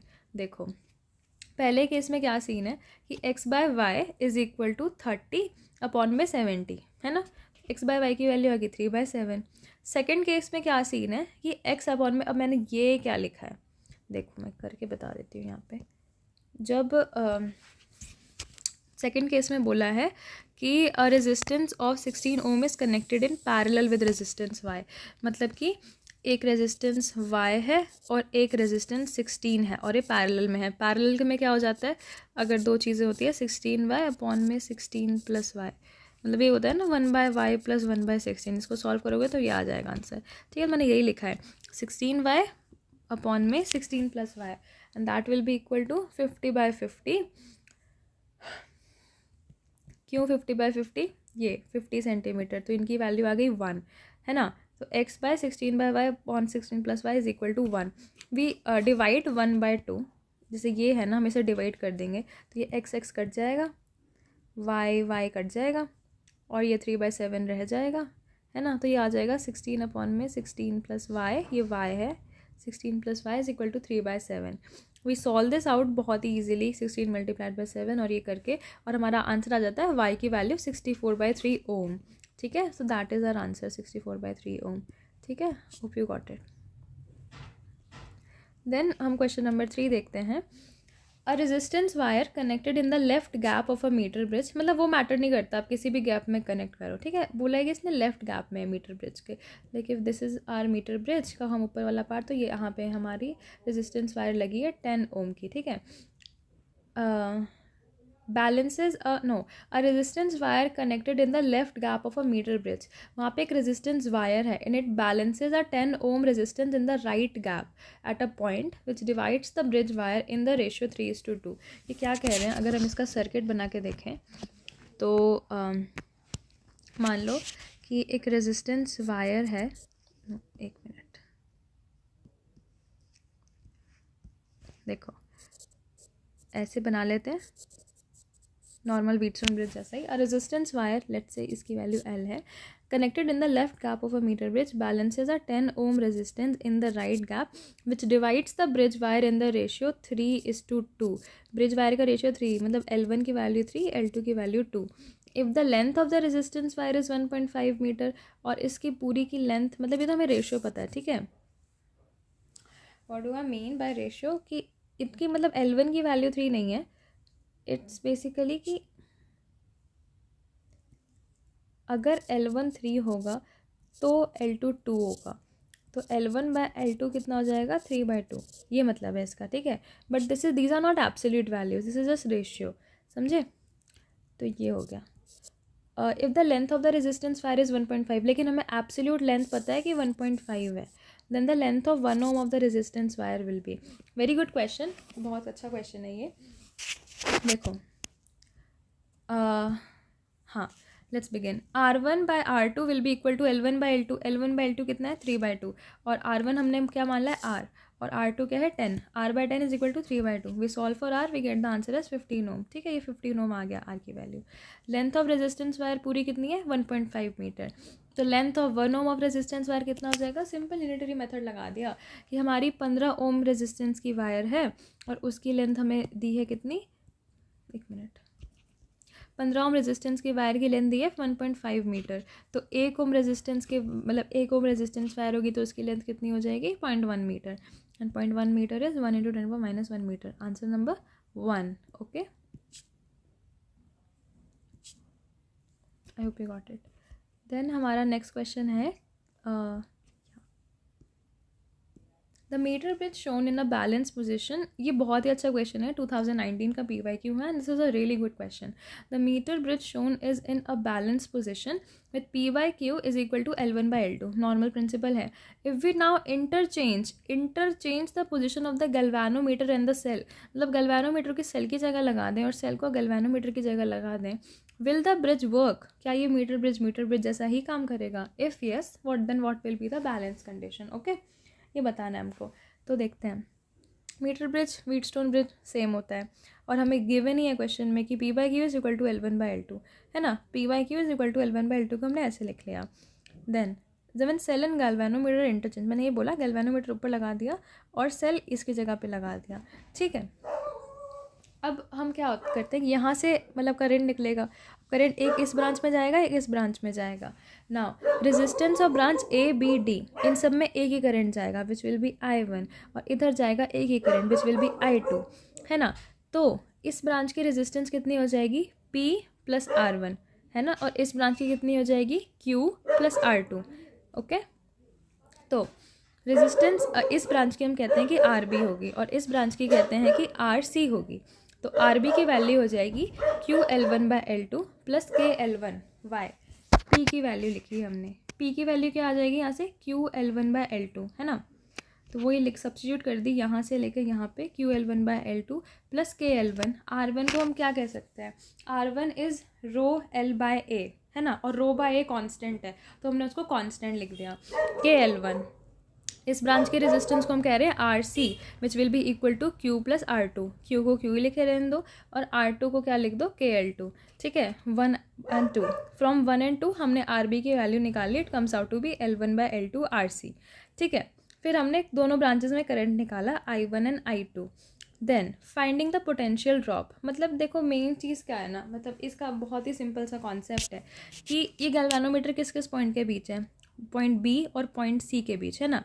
अगर पॉइंट B और C की पोटेंशियल सेम होगा, मतलब सेम होगी, अगर VB is equal to VC, then अगर पोटेंशियल सेम है तो ये वाली एकदम नल एक ही वायर हो जाएगी और यहाँ से कोई करंट पास नहीं करेगा, कोई करंट पास नहीं करेगा। तो that is what happens in our metre bridge ना, सॉरी या व्हीटस्टोन ब्रिज में यही होता है कि जहाँ पे गैल्वेनोमीटर लगा होता है वहाँ से कोई करंट पास नहीं करता तो हम उसे काउंट नहीं करते हैं एज अ डिफरेंट वायर और हम इसको सॉल्व कर लेते हैं बस नॉर्मली, है ना। तो मैं यही देखना है, अगर VB की वैल्यू VC के बराबर है तो वोल्टेज है ना, पोटेंशियल डिफरेंस, तो हम कैलकुलेट करते हैं VAB/VAC बाय क्या होता है V is equal to IR, वही लिखा IR सॉल्व किया इसको, PY की रेशियो में पता है I1/I2 रेशियो हम निकाल लेंगे and it comes out to be 1 what VAB is equal to VAB/VAC is equal to 1। This implies कि VAB VAC के बराबर है। A मतलब बीच का पॉइंट है तो उसे काट सकते हैं, तो पोटेंशियल B का C के बराबर है। ठीक है, मतलब दैट इज़ व्हाट हैपन्स कि जो यहाँ इस ये वाला पोटेंशियल है यही इसके बराबर है, मतलब इन दोनों पॉइंट का पोटेंशियल सेम होगा क्योंकि ये तो कॉमन पॉइंट रहा है ना। ठीक है, तो ऐसे करके VB की बराबर VC यानी कि ज़ीरो डिफ्लेक्शंस इन गैल्वेनोमीटर, तो that is what happens in our metre bridge. तो ऐसा तो नहीं है कि नो हो जाएगा, तो ऑप्शन 2 नहीं हो सकता। येस येस येस हाँ हो सकता है, और कंडीशन क्या रहेगी, सेम वही रही, हमने क्या कुछ अलग बदला, कुछ अलग आया, नहीं, conditions will be exactly same and yes it will be in a balanced condition. Okay, it is a very good question। अगर तुम्हें में से किसी को भी कोई डाउट हो इस क्वेश्चन में तो मुझसे पर्सनली कमेंट सेक्शन में डाल सकते हैं डाउट्स। ठीक है, आई विल आंसर देम। एक तो ये चीज़ हो गई। Then let's look at question number 5. It says the figure given below shows a circuit when resistances in the two arms of the meter bridge are 5 ohm and R ohm respectively. When the resistance R is shunted, shunted यहाँ पे ना important word है, मैं लिख देती हूँ। shunted का मतलब होता है connected in parallel। ठीक है, अगर कोई चीज़ पैरेलल में कनेक्ट करते हैं तो उसे शंट कहते हैं। विथ इक्वल रेजिस्टेंस, क्या मतलब है इसका कि एक जगह पे 5 ओम रेजिस्टेंस है, एक जगह R ओम है, उसके साथ में ही एक और लगा दिया रेजिस्टेंस इक्वल है, वो R के ही बराबर है। The new balance point is at 1.6 L1।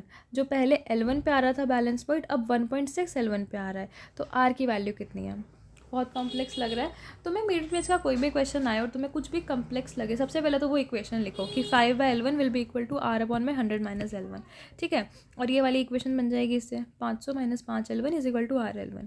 Now resistance R is shunted with R, तो R और R आ जाएंगे, तो यानी कि इनके इफेक्टिव रेजिस्टेंस हो गई R/2।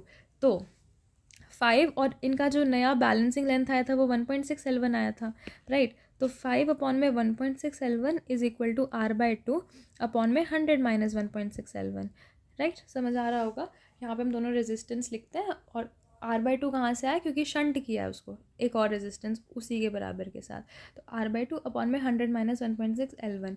We solve this out and we'll get our answer, मतलब 1 को हम 2 से डिवाइड कर दें, है ना, इस वाले इसको इससे डिवाइड कर दें तो हमारा आ जाएगा, लाइक सिंपल ही है बिल्कुल, 1.6 की वैल्यू आ गई। इसको नॉर्मली सॉल्व करना है, तुम इजीली ये वीडियो पॉज करके देख सकते हो कि मैंने क्या किया है, बहुत सिंपली किया है। ठीक है, वी सॉल्व दिस आउट, हमारा आंसर आ जाएगा L1 की value 25। Do we have to calculate L1 in the question, let's see. No, हमें निकालनी है रेजिस्टेंस R, समझे। तो आर कैसे निकालेंगे, इसमें L1 की वैल्यू सब्स्टिट्यूट करके 500 minus 5 times L1 is equal to R L1। तो हमारी L1 की वैल्यू आ गई 25, we'll substitute it in this and get our answer as R is equal to 15 ohm. ठीक है, this is all for metre bridge. हमने इसमें 5 questions किए हैं, this are the major PYQ that are asked from this unit.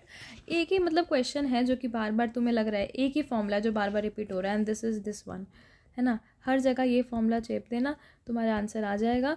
थोड़ा बहुत अपना दिमाग लगा के भी करना है, and I hope this covers almost all the varieties that are asked in the NEET exam. If you want more questions on this series या फिर तुम्हें और कोई doubts है particularly, you can ask me out, okay, in the comment section. All the very best.